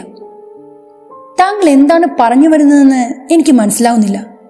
ഡോക്ടർ ആനന്ദ് ഹോസ്പിറ്റലിൽ വെച്ച് എന്താണ് പറഞ്ഞത്? രഞ്ജിത്തിന്റെ പെട്ടെന്നുള്ള ചോദ്യം കേട്ട് ആചാര്യൻ ചെറു ചിരിയോടെ പറഞ്ഞു, എന്തായാലും നിങ്ങൾ ഇവിടം വരെ വന്ന സ്ഥിതിക്ക് അത് പറയാതിരിക്കാനും എനിക്ക് നിർവാഹമില്ല. എനിക്കറിയാവുന്ന സത്യങ്ങൾ അത് ഞാൻ നിങ്ങളോട് പറയാം. പക്ഷേ നിങ്ങളെപ്പോലുള്ള മീഡിയക്കാർക്ക് ഈ സത്യങ്ങൾ കൊണ്ട് ഒരു ഉപകാരവും ഉണ്ടാവുകയില്ല. ചാനൽ റേറ്റ് കൂട്ടാനും ഇക്കാര്യങ്ങൾ നിങ്ങളെ സഹായിക്കുകയില്ല. കാര്യങ്ങൾ കേട്ടിട്ട് നിങ്ങൾക്ക് തന്നെ അത് വിലയിരുത്താവുന്നതേയുള്ളൂ. മണിമലയാറിന്റെ കരയിൽ ഡോക്ടർ ആനന്ദ് പുനർനിർമ്മിച്ച ആ വീട്, പാലക്കാട്ടുള്ള ഒരു കൂട്ടരിൽ നിന്നാണ് ആനന്ദ് ആ പഴയ ഇല്ലം പൊളിച്ചു വാങ്ങിച്ചത്. അനേകം തലമുറകൾ ആ ഇല്ലത്ത് ജീവിച്ച് മരിച്ചിട്ടുണ്ട്. അവർ തൊട്ടു തലോടിയ ചുമരുകൾ, അവരുടെ കാലടികൾ പതിഞ്ഞ അകത്തളങ്ങൾ, അവരുടെ പൊട്ടിച്ചിരികൾ, രോക്ഷങ്ങൾ, അലർച്ചകൾ, അവർ ജനിച്ചപ്പോൾ കേട്ടുറങ്ങിയ താരാട്ടുപാട്ടുകൾ, അവർ പൂജിച്ചിരുന്ന അവരുടെ ദൈവങ്ങൾ, അവരുടെ ആചാരങ്ങൾ, അങ്ങനെ ഒരുപാട് തലമുറകളുടെ ചരിത്രങ്ങൾ ഉറങ്ങുന്ന ആ വീടിന്റെ അവശിഷ്ടങ്ങൾ പൊളിച്ച കൂട്ടത്തിൽ ആനന്ദ് അറിയാതെ ഒരു സംഭവം അയാളുടെ കൂടെ അങ്ങ് കൂടി. പാലക്കാട്ടുള്ള ഒരു പോറ്റിയമ്മയുടേതായിരുന്നു ആ ഇല്ലം. അവരുടെ മക്കളെല്ലാം വിദേശത്ത് താമസമാക്കിയപ്പോൾ മനസ്സില്ലാ മനസ്സോടെ ആ പോറ്റിയമ്മയ്ക്ക് തനിക്ക് തലമുറകളായി മറിഞ്ഞു കിട്ടിയ ആ ഇല്ലം മക്കളുടെ സമ്മർദ്ദത്താൽ വിൽക്കേണ്ടി വന്നു. വിൽക്കാൻ തീരുമാനിച്ചപ്പോൾ അവർ തന്റെ മക്കളോട് ഒരേയൊരു കാര്യമേ ആവശ്യപ്പെട്ടുള്ളൂ, ആ പഴയ ഇല്ലം അതുപോലെ തന്നെ നിലനിർത്തുന്ന ആർക്കെങ്കിലുമേ അത് വിൽക്കാവൂ. റിയൽ എസ്റ്റേറ്റുകാർക്കോ റിസോർട്ടുകാർക്കോ അത് വിൽക്കരുത്. അങ്ങനെയാണ് ഡോക്ടർ ആനന്ദ് ആ ഇല്ലത്തെപ്പറ്റി കേട്ടത്. അയാളുടെ ഭാര്യയ്ക്കും അയാൾക്കും പഴയ സാധനങ്ങളോട് വലിയ ഇഷ്ടമുള്ളതുകൊണ്ട് പറഞ്ഞ വിലക്ക് തന്നെ അവരത് സ്വന്തമാക്കി. ആ ഇല്ലം പൊളിച്ച് ഒരു മാറ്റവുമില്ലാതെ അതുപോലെ തന്നെ പണിയുമെന്ന് ആനന്ദ് ആ വൃദ്ധയായ അമ്മയ്ക്ക് വാക്കും കൊടുത്തു. മക്കളോടൊപ്പം വിദേശത്തേക്ക് പോകുന്നതിന് മുമ്പായി ആ അമ്മ ആനന്ദിനെ കണ്ട് കഥയെന്നതുപോലെ ഒരു കാര്യം പറഞ്ഞു. പണ്ടെങ്ങോ ആ ഇല്ലത്ത് താമസിച്ചിരുന്ന ഒരു കാരണവർ അദ്ദേഹത്തിന്റെ കൈവശമുണ്ടായിരുന്ന അമൂല്യങ്ങളിൽ അമൂല്യമായ ഒരു വസ്തു ആ ഇല്ലത്തിന്റെ ഏതോ ഒരു അറയിൽ സൂക്ഷിച്ചു വെച്ചിരുന്നു. പണ്ട് തിരുനാവയിലെ മാമാങ്കത്തിൽ പടവെട്ടിച്ചാവാൻ തയ്യാറെടുത്ത ഒരു ചാവേറിനായി ആ കാരണവർ തന്റെ മന്ത്രതന്ത്ര ശക്തി കൊണ്ട് ഒരു ആയുധമുണ്ടാക്കി. അങ്ങേയറ്റം ശക്തിയേറിയ ആ ആയുധത്താൽ ചെറിയൊരു പോറൽ കൊണ്ടാപ്പോലും ശത്രു തൽക്ഷണം മരിച്ചു വീഴുമായിരുന്നു. അറ്റം വളഞ്ഞുകൂർത്ത ചെറിയൊരു കടാര കണ്ടാൽ സാധാരണമെന്ന് തോന്നുമെങ്കിലും അതിന് അതീവ ശക്തിയുണ്ടായിരുന്നു. കാരണവർ ആ കടാര മനസ്സില്ലാ മനസ്സോടെയാണ് ചാവേറിന് കൈമാറിയത്. കാരണം തന്റെ അതുവരെയുള്ള മന്ത്രതന്ത്ര ശക്തികളെല്ലാം തന്നെ ആ ഒരു കടാര നിർമ്മിക്കുന്നതിനായി കാരണവർ വിനിയോഗിച്ചിരുന്നു. അതുകൊണ്ട് തന്നെ തന്റെ ഏറെ നാളത്തെ കഠിന പരിശ്രമം കൊണ്ട് തയ്യാറാക്കിയെടുത്ത ആ കടാര ചാവേറിന് നൽകാൻ കാരണവർ ആഗ്രഹിച്ചിരുന്നില്ല. എങ്കിൽ പോലും പറഞ്ഞുറപ്പിച്ച വാക്കുപ്രകാരം അയാൾ ചാവേറിന് ആ കടാര കൈമാറി. മാമാങ്ക ഉത്സവം നടക്കുന്ന ഒരു ദിവസം ആ ചാവേർ തിരുമണ്ടാങ്കുന്ന് ക്ഷേത്രത്തിലെ ചാവേർ തറയിൽ പോയി പ്രാർത്ഥിച്ചതിന് ശേഷം അവിടെ നിന്ന് നേരെ തിരുനാവായിലേക്ക് പുറപ്പെട്ടു. വാഗയൂരിലെ ആൽത്തറയിൽ പ്രത്യേകം കെട്ടിയുണ്ടാക്കിയ ആൽത്തറയിൽ സാമൂതിരി ഉടവാളം പിടിച്ച് നിലപാട് നിൽക്കുന്നിടത്തേക്ക് ആ ചാവേർ പടവെട്ടി മുന്നേറി. കനത്ത സുരക്ഷാ സന്നാഹങ്ങൾക്കിടയിലൂടെ പൊരുതി കടന്നു ചെന്ന സാമൂതിരിയെ ആക്രമിച്ച് വധിച്ച് വിജയം കൈവരിക്കാനും വള്ളുവനാടിന്റെ അഭിമാനം സംരക്ഷിക്കാനുമായിരുന്നു ചാവേറിന്റെ ലക്ഷ്യം. അവിശ്വസനീയമായ വേഗതയിൽ ഒരു കൊടുങ്കാറ്റ് കണക്കെ ആ ചാവേർ പടവെട്ടി മുന്നേറി. കയ്യിൽ കരുതിയ ആ കടാര കൊണ്ട് ഒറ്റ കുത്തിന് അയാൾ നിരവധി പേരെ കൊന്നൊടുക്കി. ചാവേറും അയാളുടെ കയ്യിലെ കടാരയും പടയാളികളുടെ ചുടുചോരയിൽ നനഞ്ഞു കുളിച്ചു. തട്ടഹസിച്ചുകൊണ്ട് ഒരു രക്തപിശാചിനെ പോലെ അയാൾ സാമൂതിരിക്ക് നേരെ പാഞ്ഞുവെങ്കിലും സാമൂതിരിയുടെ വാളാൽ ആ ചാവേറിന്റെ ഉടല് രണ്ടായി അറ്റുവീണു. ആ തവണയെങ്കിലും സാമൂതിരിയെ വകവരുത്തി മാമാങ്കം നടത്തിക്കാനുള്ള അവകാശം സ്വന്തമാക്കാമെന്ന് ആശിച്ചിരുന്ന വള്ളുവനാടുകാർ ചാവേറിന്റെ മരണം കണ്ട് നിരാശരായി മടങ്ങി. മാമാങ്കോത്സവത്തിൽ രക്തസാക്ഷിയായ ചാവേറിന്റെ ഉടൽ രണ്ടായി നിലത്ത് പതിച്ചെങ്കിലും ആ ചാവേറിന്റെ കൈകൾക്കുള്ളിൽ രക്തത്താൽ നനഞ്ഞ കടാര അപ്പോഴും സുരക്ഷിതമായി തന്നെ ഉണ്ടായിരുന്നു.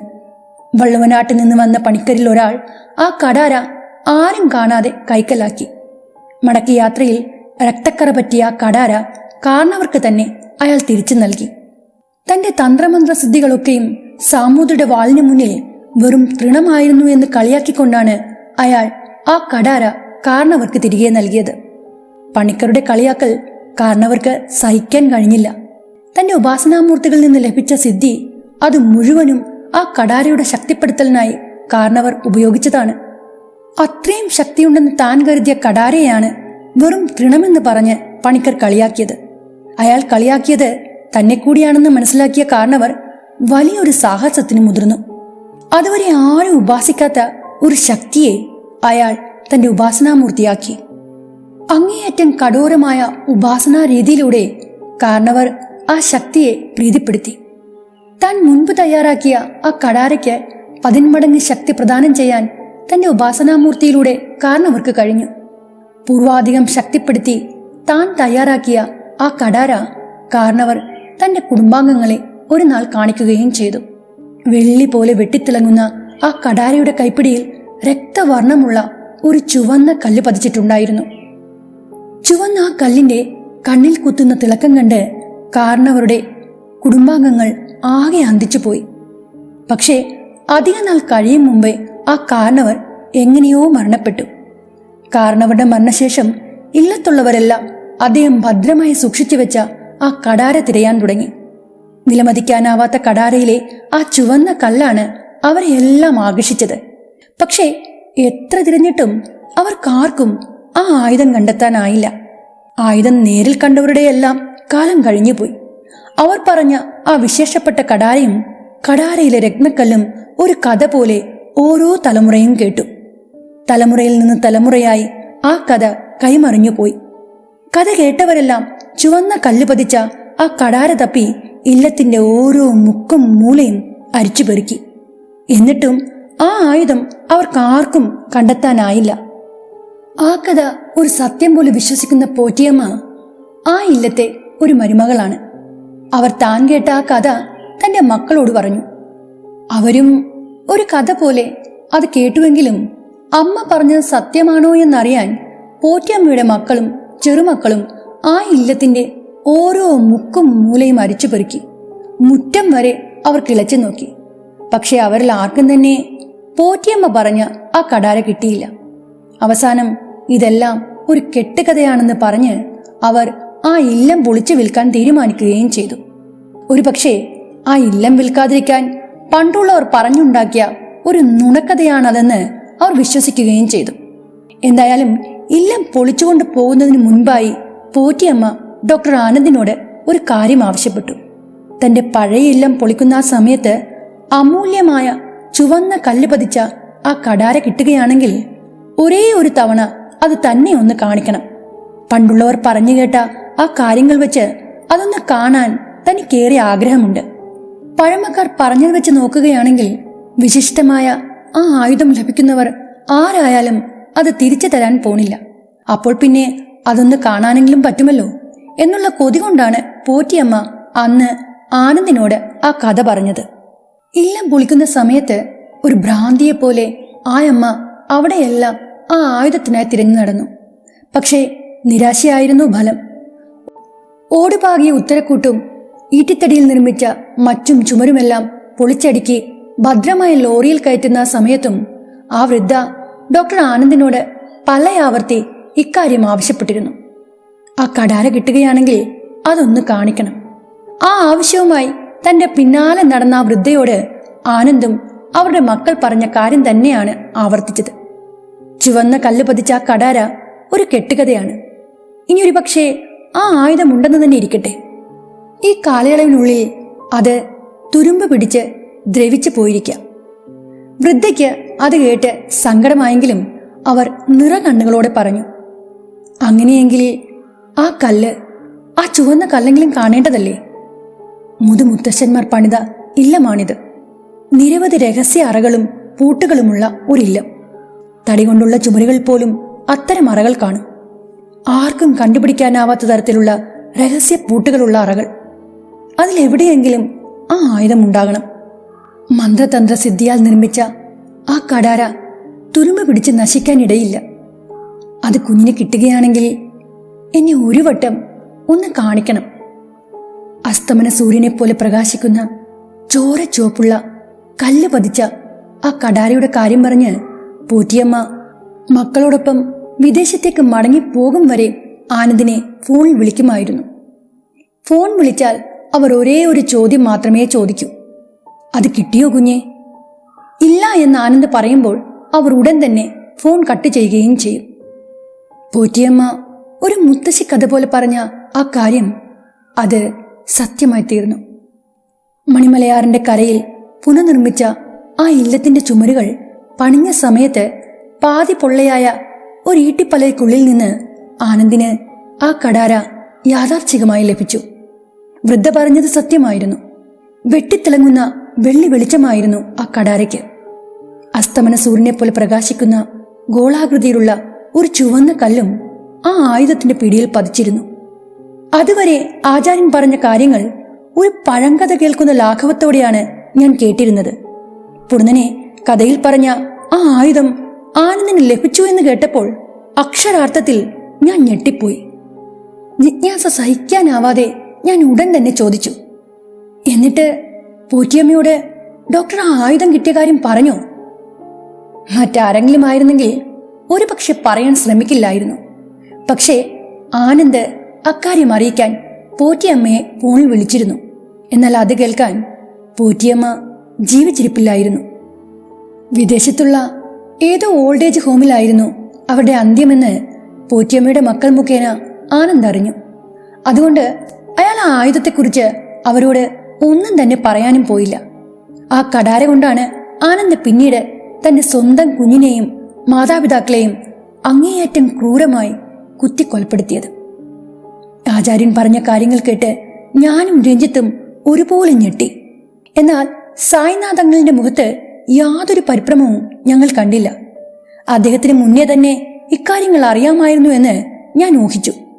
ഒരുപക്ഷെ അദ്ദേഹമാണ് അത് ഞങ്ങളോട് പറഞ്ഞതെങ്കിൽ ഇക്കാര്യങ്ങൾ ഇത്രയും ഗൗരവത്തോടെ ഞങ്ങൾ കേൾക്കില്ലായിരുന്നു. ഇത്രയും കാര്യങ്ങൾ അന്ന് ഹോസ്പിറ്റലിൽ വെച്ച് ആനന്ദ് താങ്കളോട് പറഞ്ഞത് ഞാൻ കേട്ടതാണ്. എനിക്കറിയേണ്ടത് ആ കടാരയെക്കുറിച്ചാണ്. അതെവിടെ പോയി? ഭ്രാന്തനായ അവന്റെ പക്കൽ ആ കടാരയില്ല. അതവൻ എവിടെയായിരിക്കും സൂക്ഷിച്ചിരിക്കുക? ഇനി അതാരെങ്കിലും കൈക്കലാക്കിയോ? എന്തെന്നാൽ പോലീസും ക്രൈംബ്രാഞ്ചും കൊലപാതകങ്ങൾ നടത്തിയെന്ന് പറയുന്ന ആ തെളിവ് കണ്ടെത്താൻ ആ വീട് മുഴുവനും അരിച്ചു പെറുക്കിയതാണ്. അവർക്കാർക്കും ആ പറയുന്ന ആയുധം ഇതുവരെ കണ്ടെത്താനായിട്ടില്ല. സായിനാഥങ്ങൾ പറഞ്ഞത് കേട്ട് ഞാൻ ഉടൻ തന്നെ എന്റെ കൈവശമുണ്ടായിരുന്ന ആനന്ദിന്റെ ഡയറി അവർക്ക് മുന്നിൽ തുറന്നു കാട്ടി. ഇതാ നോക്കൂ, ആചാര്യൻ പറയുന്ന ആ കടാരിയുടെ ചിത്രം ഇത് ആനന്ദ് വരച്ചതാണ്. മെന്റൽ ഹോസ്പിറ്റലിലെ സെല്ലിൽ നിന്ന് എനിക്കിത് കിട്ടിയത്. ആചാര്യൻ അത് കയ്യിൽ വാങ്ങാൻ കൂട്ടാക്കിയില്ല. ചോരക്കറ കൊണ്ട് കോറി വരച്ച ആ കടാരയുടെ ചിത്രത്തിലേക്ക് നോക്കി അല്പനേരം അദ്ദേഹം നിശബ്ദനായിരുന്നു. പിന്നീട് ഒരു ദീർഘശ്വാസം എടുത്തുകൊണ്ട് ആചാര്യൻ പറഞ്ഞു, മാനസികമായി ഡോക്ടർ ആകെ തകർന്നു പോയെങ്കിലും അയാളുടെ ഓർമ്മയിൽ എവിടെയോ ഈ കടാരയുടെ ചിത്രം മായാതെ കിടക്കുന്നുണ്ട്. അല്ലെങ്കിലും അയാൾ അതെങ്ങനെ മറക്കാനാണ്? അന്ന് സായിനാഥിന്റെ നിർബന്ധപ്രകാരമാണ് ഞാൻ ആനന്ദിനെ കാണാൻ ഹോസ്പിറ്റലിൽ പോയത്. അയാൾ ആകെ വയലന്റ് ആയിരുന്നു. കുറച്ചു നേരത്തേക്ക് അയാളുടെ മനസ്സിനെ പൂർവ്വസ്ഥിതിയിലേക്ക് എത്തിക്കാൻ എനിക്ക് സാധിച്ചു. അപ്പോഴാണ് ഡോക്ടർ എന്നോട് ഇക്കാര്യങ്ങളെല്ലാം തന്നെ പറഞ്ഞത്. ഞാൻ തുറന്നുകാട്ടിയ ഡയറിയിൽ നിന്ന് ആചാര്യൻ നോട്ടം മാറ്റിയതേയില്ല. ചോര കൊണ്ട് കോറി വരച്ച ആ കടാരയുടെ ചിത്രത്തിലേക്ക് നോക്കിക്കൊണ്ട് അദ്ദേഹം തുടർന്നു, ഇനി ഞാൻ പറയാൻ പോകുന്ന കാര്യങ്ങൾ നിങ്ങൾ ശ്രദ്ധിച്ചു കേൾക്കുക.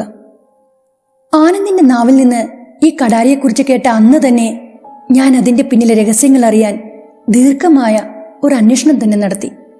ഒടുവിൽ എന്റെ ഉപാസനാമൂർത്തിയായ മഹാദേവൻ മുഖേന എനിക്ക് വെളിപ്പെട്ട കാര്യങ്ങൾ ഞാൻ നിങ്ങൾ മൂവരോടും പറയാം. ഇത് നിങ്ങളോട് പറയുക എന്നത് എന്റെ കർമ്മമാണ്. ഇക്കാര്യങ്ങൾ അറിയുവാൻ നിങ്ങൾ ഇത്ര ദൂരം സഞ്ചരിച്ച് ഇവിടേക്ക് വന്നെങ്കിൽ അതിന് പിന്നിലും ഒരു കാരണമുണ്ടാകണം. പോറ്റിയമ്മ പറഞ്ഞ ആ കടാര നിർമ്മിച്ച കാരണവരിൽ നിന്ന് തന്നെ ഞാൻ പറഞ്ഞു തുടങ്ങാം. തിരുനാവയിലെ തൈപ്പൂയ മാമാങ്കത്തിൽ പടവെട്ടി പൊരുതി ജയിക്കാൻ ഇറങ്ങിത്തിരിച്ച ചാവേറിന് മനസ്സില്ലാ മനസ്സോടെയാണ് കാരണവർ താൻ മന്ത്രതന്ത്ര സിദ്ധികൾ കൊണ്ട് ശക്തിപ്പെടുത്തിയ കടാര സമ്മാനിച്ചത്. പക്ഷേ നിർഭാഗ്യവശാൽ ആ ചാവേറിന് ഒരു രക്തസാക്ഷിയാകേണ്ടി വന്നു. സാമൂതിരിയെ കുത്തിവീഴ്ത്താനായി അനേകം പേരുടെ ജീവൻ എടുത്തുകൊണ്ടാണ് ആ ചാവേർ പടവെട്ടി മുന്നേറിയത്. പക്ഷേ സാമൂതിരിയുടെ വാളാൽ 2 തുണ്ടമായി അയാളുടെ ഉടൽ മാമാങ്ക ഉത്സവം നടക്കുന്ന മണ്ണിലേക്ക് വീണു. മരിച്ചിട്ടും ആ മനുഷ്യന്റെ മുഷ്ടിക്കുള്ളിൽ കാരണവർ സമ്മാനിച്ച കടാര ഭദ്രമായിരുന്നു. പരാജയം ഏറ്റുവാങ്ങി തിരുനാവയിൽ നിന്നും മടങ്ങിയെത്തിയ പണിക്കർ പുച്ഛത്തോടെ പള്ളു പറഞ്ഞുകൊണ്ടാണ് കടാര കാരണവർക്ക് തിരിച്ചു നൽകിയത്. പള്ളും പഴിയും കളിയാക്കലും കേട്ട് അങ്ങേയറ്റം നിരാശനായ ആ കാരണവർ തന്റെ ഉപാസനാമൂർത്തികളെയെല്ലാം മറന്ന് മറ്റൊരു ശക്തി ഉപാസിച്ചു തുടങ്ങി. ഏറ്റവും പൈശാചികമായ ഒരു അസുരശക്തിയെ തന്നെ അയാൾ തന്റെ ഉപാസനാമൂർത്തിയായി പ്രതിഷ്ഠിച്ചു. ഇല്ലത്തിന്റെ ഏതോ ഒരു ഇരുട്ടറയിൽ കാരണവർ തന്റെ ഉപാസനാമൂർത്തിയെ പ്രതിഷ്ഠിക്കുകയും ചെയ്തു. കാരണവരുടെ ആ ഉപാസനാമൂർത്തി ആരാണെന്ന് നിങ്ങൾക്കറിയണ്ടേ? സാക്ഷാൽ കലി. കലി എന്ന അസുരനെയാണ് അയാൾ ഉപാസിച്ച് പ്രീതിപ്പെടുത്തിയത്. ആചാര്യൻ പറയുന്നത് കേട്ട് ഞങ്ങൾ മൂവരുടെയും നെറ്റിച്ചൊളിഞ്ഞു. ഞങ്ങളുടെ മുഖഭാവം ശ്രദ്ധിച്ചുകൊണ്ട് അദ്ദേഹം ഒന്നുകൂടി വിശദമായി പറഞ്ഞു തുടങ്ങി. കലി ആരാണെന്ന് പറയാം. ഈ അസുരനെ പറ്റിയുള്ള വിവരണം ആദ്യം ലഭിക്കുന്നത് ശ്രീമദ് ഭാഗവത മഹാപുരാണത്തിലാണ്. ശ്രീകൃഷ്ണ സ്വർഗാരോഹണത്തിനും പാണ്ഡവരുടെ മഹാപ്രസ്ഥാനത്തിനും ശേഷം ഹസ്തിനാപുരിയുടെ യുവരാജാവായ പരീക്ഷിത്ത് യാത്രാവേളയിൽ ഇരുമ്പുതൊപ്പിയും കുടിലമുഖവുമുള്ള ഒരു അപരിചിതനെ ആകസ്മികമായി കണ്ടുമുട്ടുന്നു. അയാൾ ഒരു കാളയുടെ 4ാമത്തെ കാലൊടിക്കാൻ ശ്രമിക്കുകയായിരുന്നു. കാള വളരെ ദയനീയമായി കരയുകയായിരുന്നു.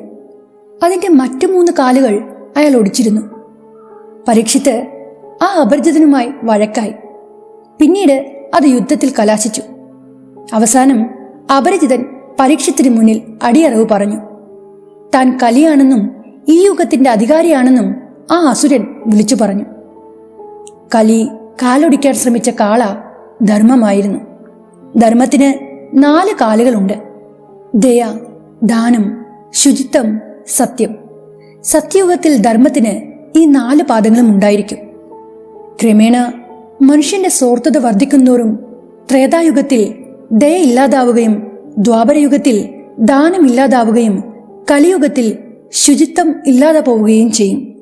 4ാം കാലായ സത്യത്തെ ഒടിക്കാനാണ് കലി ശ്രമിച്ചതെങ്കിലും അത് നടന്നില്ല.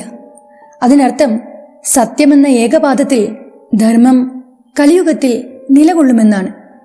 സത്യം പ്രബലതയുടെ രൂപത്തിലായിരിക്കും കലിയുഗത്തിൽ. ഈ യുഗത്തിൽ മനുഷ്യൻ ദയയില്ലാത്തവനും ദുർമനസ്സുള്ളവരും കുടില ഹൃദയമുള്ളവരുമായിരിക്കും. ധർമ്മത്തിന് ച്യുതി സംഭവിക്കും. ഇക്കാലത്ത് ഗുരുശിഷ്യ ബന്ധത്തിനും ധർമാനുസൃത വിവാഹത്തിനും ദാമ്പത്യത്തിനും ദേവയജ്ഞത്തിനും യാതൊരു മൂല്യവും ഉണ്ടായിരിക്കില്ല.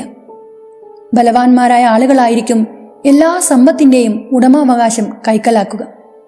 ബ്രാഹ്മണർ നിഷിദ്ധ ദ്രവ്യങ്ങളാൽ തോന്നിയ പ്രകാരം പ്രായശ്ചിത്ത കർമ്മങ്ങൾ നടത്തുകയും ചെയ്യും. ധർമാനുഷ്ഠാനങ്ങൾ തോന്നിയ മട്ടിലാകും. കപട സന്യാസിമാർ ധാരാളം ഉണ്ടാകും.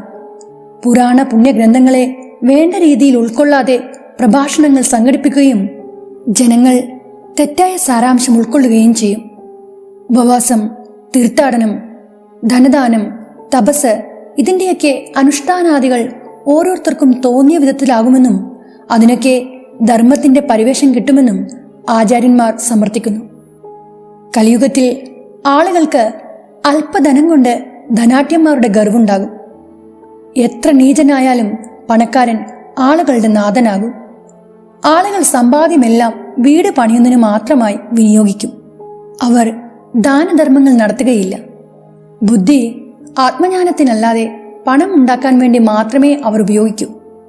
ആചാരമര്യാദകൾ വേണ്ട വിധം ഉണ്ടാകില്ല എന്നും പ്രവചിക്കപ്പെട്ടിട്ടുണ്ട്. കലിയുഗ അവസാനമാവുമ്പോഴേക്കും പെണ്ണുങ്ങൾ നാണമില്ലാത്ത വിധത്തിൽ വസ്ത്രം ധരിക്കുമെന്നും പഴി കേൾക്കുന്ന പ്രവർത്തികൾ ചെയ്യുമെന്നും അവർക്ക് 5, 6, 7 വയസ്സുകളിൽ സന്താനങ്ങൾ ഉണ്ടാകുമെന്നും 8, 9, 10 വയസ്സുള്ള ആണുങ്ങൾ സന്താനാർഹനാകുമെന്നും 12 വയസ്സാകുമ്പോഴേക്കും തല നരയ്ക്കാനും 20 വയസ്സാകുമ്പോഴേക്കും കാലപുരി പൂകാനും യോഗ്യരാകുമെന്നും ചില ഗ്രന്ഥങ്ങളിൽ പറഞ്ഞു വെച്ചിട്ടുണ്ട്. കാമം, ക്രോധം, ഭയം ഈ 3 വികാരങ്ങളും നൈമിഷഘാതമുള്ളവയാണ്.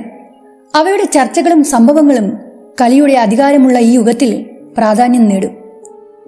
കാമസംബന്ധമായ ചതി, വഞ്ചന, അനാചാരം തുടങ്ങിയവ, ക്രോധസ്വരൂപമായ കൊല, യുദ്ധം, പക മുതലായവ, ഭയസ്വരൂപങ്ങളായ പ്രകൃതിക്ഷോഭങ്ങൾ, ഭീഷണി, രോഗം, മരണം, സാമ്പത്തിക ബാധ്യത, ആത്മഹത്യകൾ എന്നിവയെല്ലാം വർദ്ധിക്കും. കലിയുഗത്തിന്റെ അധികാരിയായ ആ കലി എന്ന അസുരനെയാണ് കാരണവർ തന്റെ ഉപാസനാമൂർത്തിയായി ഇല്ലത്ത് പ്രതിഷ്ഠിച്ചത്. കലി, അതായത് കോപം, അത് അത്യന്തികമായി നാശമുണ്ടാക്കും. ഇന്ന് കോപമെന്ന വികാരത്തെ സിനിമയിലും മറ്റു വിനോദ മാധ്യമങ്ങളിലും വളരെയധികം വാഴ്ത്തുന്നു. എപ്പോഴും കോപിഷ്ഠനായി കലിപ്പ് ലുക്കിൽ നടക്കുന്ന നായകൻ യുവതലമുറയെ അങ്ങേയറ്റം ആകർഷിക്കുന്നു.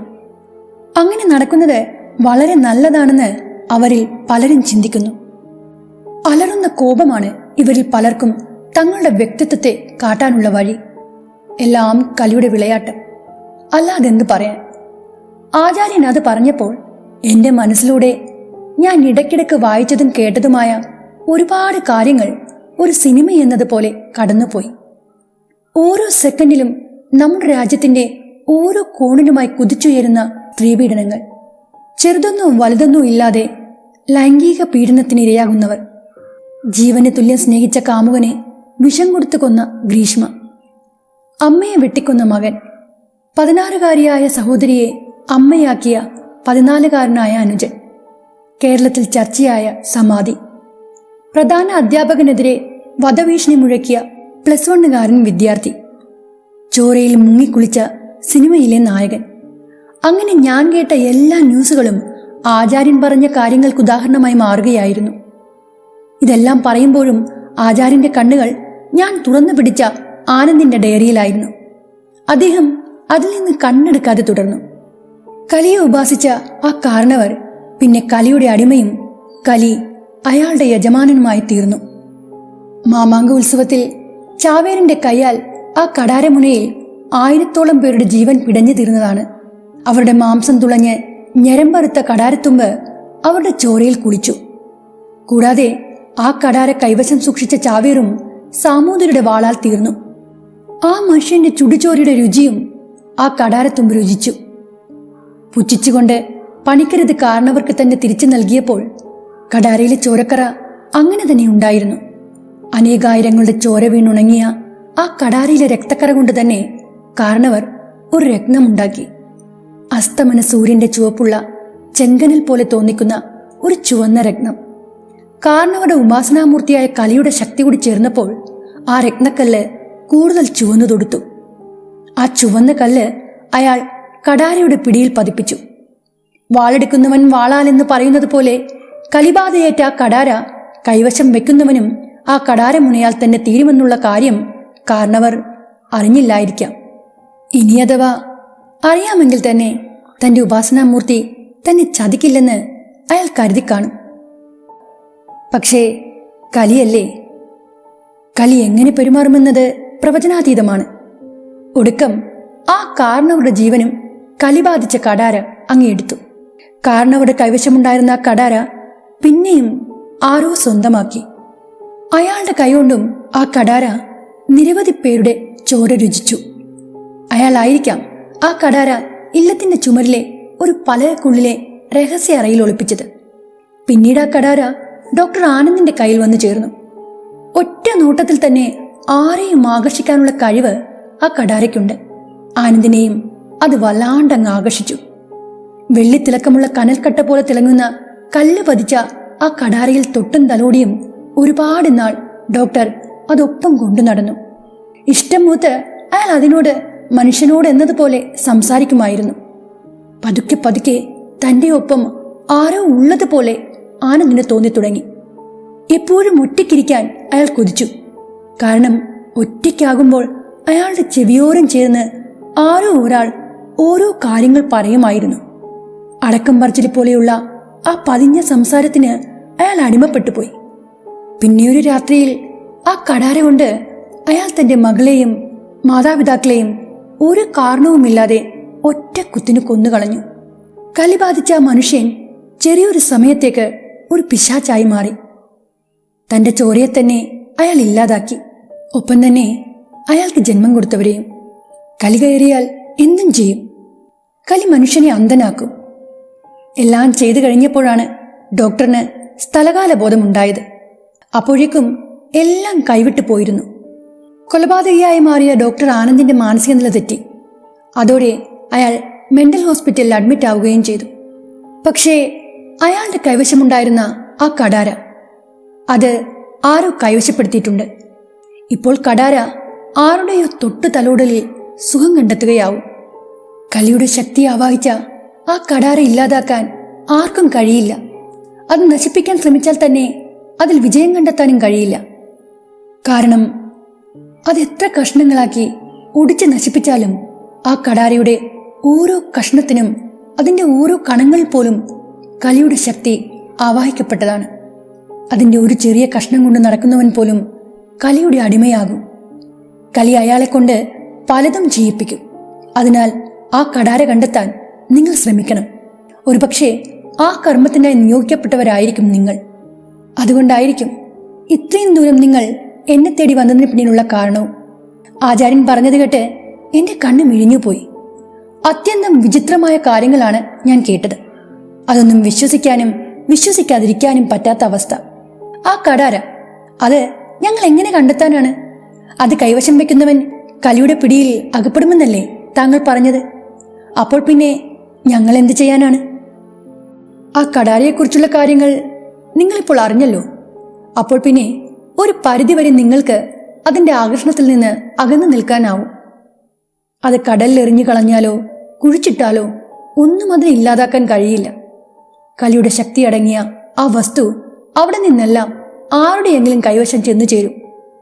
അതിന് അത്രയേറെ ശക്തിയുണ്ട്. അഗ്നിക്ക് പോലും അതിനെ നശിപ്പിക്കാൻ കഴിയില്ല. പിന്നെയുള്ള ഏക പോംവഴി ആരുടെയും കണ്ണിൽപ്പെടാതെ ഏതെങ്കിലും രഹസ്യമായ ഒരിടം നോക്കി നീണ്ടൊരു കാലത്തേക്ക് അത് ഒളിച്ചു വെക്കുക എന്നുള്ളതാണ്. എങ്കിൽ പോലും ഏതെങ്കിലും വിധത്തിൽ ആരുടെയെങ്കിലും കൈവശം അത് ചെന്നു ചേരും. വർഷങ്ങൾക്ക് മുമ്പ് ആരോ ഒരാൾ ആ ഇല്ലത്തിന്റെ രഹസ്യ അറയിൽ ഒളിപ്പിച്ച ആ ആയുധം അനേകം കാലമെടുത്ത് ആനന്ദിന്റെ കയ്യിൽ വന്നു ചേർന്നില്ലേ? അതുപോലെ അത് ആരുടെയും കണ്ണിൽപ്പെടാത്തൊരു സ്ഥലത്ത് വെച്ചാൽ മതിയാകും. അങ്ങനെ ചെയ്താൽ കുറച്ചു കാലത്തേക്ക് അതിന്റെ പിടിയിൽ നിന്ന് രക്ഷപ്പെടാനാവും. അല്ലെങ്കിൽ പിന്നെ കൽക്കി അവതരിക്കണം. കലിയുടെ നാശത്തിന് കൽക്കി തന്നെ വരേണ്ടി വരും. അത്രയും പറഞ്ഞ് ആചാര്യൻ തന്റെ ഇരിപ്പിടത്തിൽ നിന്ന് എണീറ്റു. ഈ കർമ്മം ചെയ്യാൻ നിങ്ങളാണ് നിയോഗിക്കപ്പെട്ടവരെങ്കിൽ അത് നിങ്ങളെ കൊണ്ട് സാധിക്കും. ശംഭോ മഹാദേവ എന്ന് ജപിച്ചുകൊണ്ട് അദ്ദേഹം മറ്റു കാര്യങ്ങളിൽ വ്യാപൃതനായി. ഞങ്ങൾ മൂവരും അവിടെ നിന്ന് വിട പറഞ്ഞിറങ്ങി.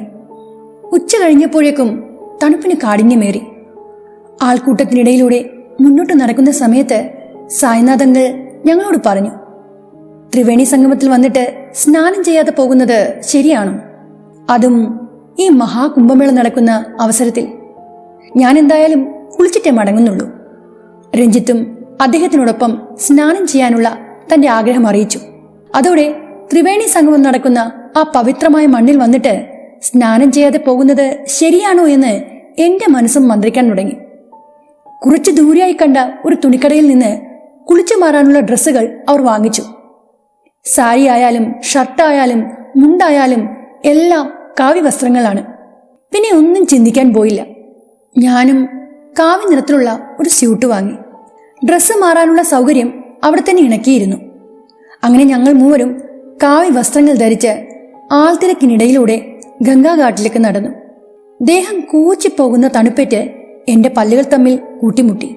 എന്നിട്ടും സ്നാനം ചെയ്യാനുള്ള എന്റെ ആഗ്രഹത്തിൽ നിന്ന് എനിക്ക് പിന്മാറാൻ തോന്നിയില്ല.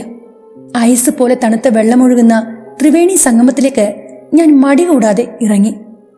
കണ്ണടച്ച് മുങ്ങുന്നതിന് മുൻപായി സായ്നാഥങ്ങൾ ചില കാര്യങ്ങൾ പറഞ്ഞു തന്നു. മഹാകുംഭമേളയിൽ ത്രിവേണി സംഗമത്തിൽ നടത്തുന്ന സ്നാനത്തിലൂടെ വ്യക്തിക്ക് ചെയ്തു പോയ പാപത്തിൽ നിന്ന് മുക്തിയും മോക്ഷപ്രാപ്തിയും ലഭിക്കും. സ്നാനം ചെയ്യാൻ പറ്റിയ മുഹൂർത്തമാണിത്. മുങ്ങിക്കുളിക്കുന്നതിന് മുമ്പ് മനസ്സ് ശാന്തവും പവിത്രവുമായിരിക്കണം. 3 തവണ മുങ്ങി നിവരണം. ഇതിൽ ആദ്യത്തേത് ശരീരശുദ്ധിയും രണ്ടാമത്തേത് മനഃശുദ്ധിയും മനഃശാന്തിയും പ്രദാനം ചെയ്യുന്നു. 3ാമത്തേതിലൂടെ ആത്മശുദ്ധിയും മോക്ഷപ്രാപ്തിയും ലഭിക്കുന്നു. ഈ മന്ത്രം ജപിച്ചുകൊണ്ട് മുങ്ങി നിവർന്നോളൂ. അദ്ദേഹം ഒരു മന്ത്രം ചൊല്ലി. ഞങ്ങൾ ഇരുവരും അദ്ദേഹത്തിനോടൊപ്പം അത് കേട്ടു ചൊല്ലി. ഓം ഗംഗേ ചയമുനേ ചൈവ ഗോദാവരി സരസ്വതി നർമ്മദേ സിന്ധു കാവേരി എന്ന് തുടങ്ങുന്ന ഒരു മന്ത്രമായിരുന്നു അത്.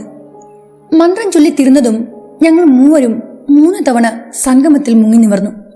എന്തെന്നില്ലാത്ത ഒരു നിർവൃതി ആ സമയം എനിക്ക് അനുഭവപ്പെട്ടു. മനസ്സിന് ഒരു പുതു ഉണർവ് ലഭിച്ചതുപോലെ. അത്രയും നേരം അനുഭവപ്പെട്ട കുത്തുന്ന ആ തണുപ്പിന് സ്നാനത്തോടെ ഒരറുതിയുണ്ടായി. പിന്നീട് അവിടെ നിന്ന് ഞങ്ങൾ ഹോട്ടലിലേക്ക് മടങ്ങി. 2 ദിവസത്തിനുള്ളിൽ തന്നെ വീണ്ടും തത്കാൽ ടിക്കറ്റ് തരപ്പെടുത്തി നാട്ടിലേക്ക് മടങ്ങി. എന്നാലും ആരുടെ കൈവശമായിരിക്കും ആ ആയുധമുള്ളത്? അതെങ്ങനെ കണ്ടെത്താം എന്ന ചിന്തയിലായിരുന്നു ഞാൻ. മടക്കയാത്രയിൽ രഞ്ജിത്ത് തീർത്തും നിശബ്ദനായിരുന്നു. സദാസമയവും അവൻ എന്തൊക്കെയോ ചിന്തകൾ മുഴുകിയിരുന്നു. സായങ്ങളുമായി ഞാൻ കുറേയേറെ സംസാരിച്ചു. അദ്ദേഹം നല്ലൊരു മനുഷ്യനായിരുന്നു. ആ യാത്രയിലുടനീളം ഒരു മകളെപ്പോലെ അദ്ദേഹം എന്നെ ശ്രദ്ധിക്കുകയും സ്നേഹത്തോടെ പെരുമാറുകയും ചെയ്തു. അങ്ങനെ 3 നാൾ നീണ്ട ആ യാത്രക്കൊടുവിൽ ഞാൻ എൻ്റെ വീടണഞ്ഞു.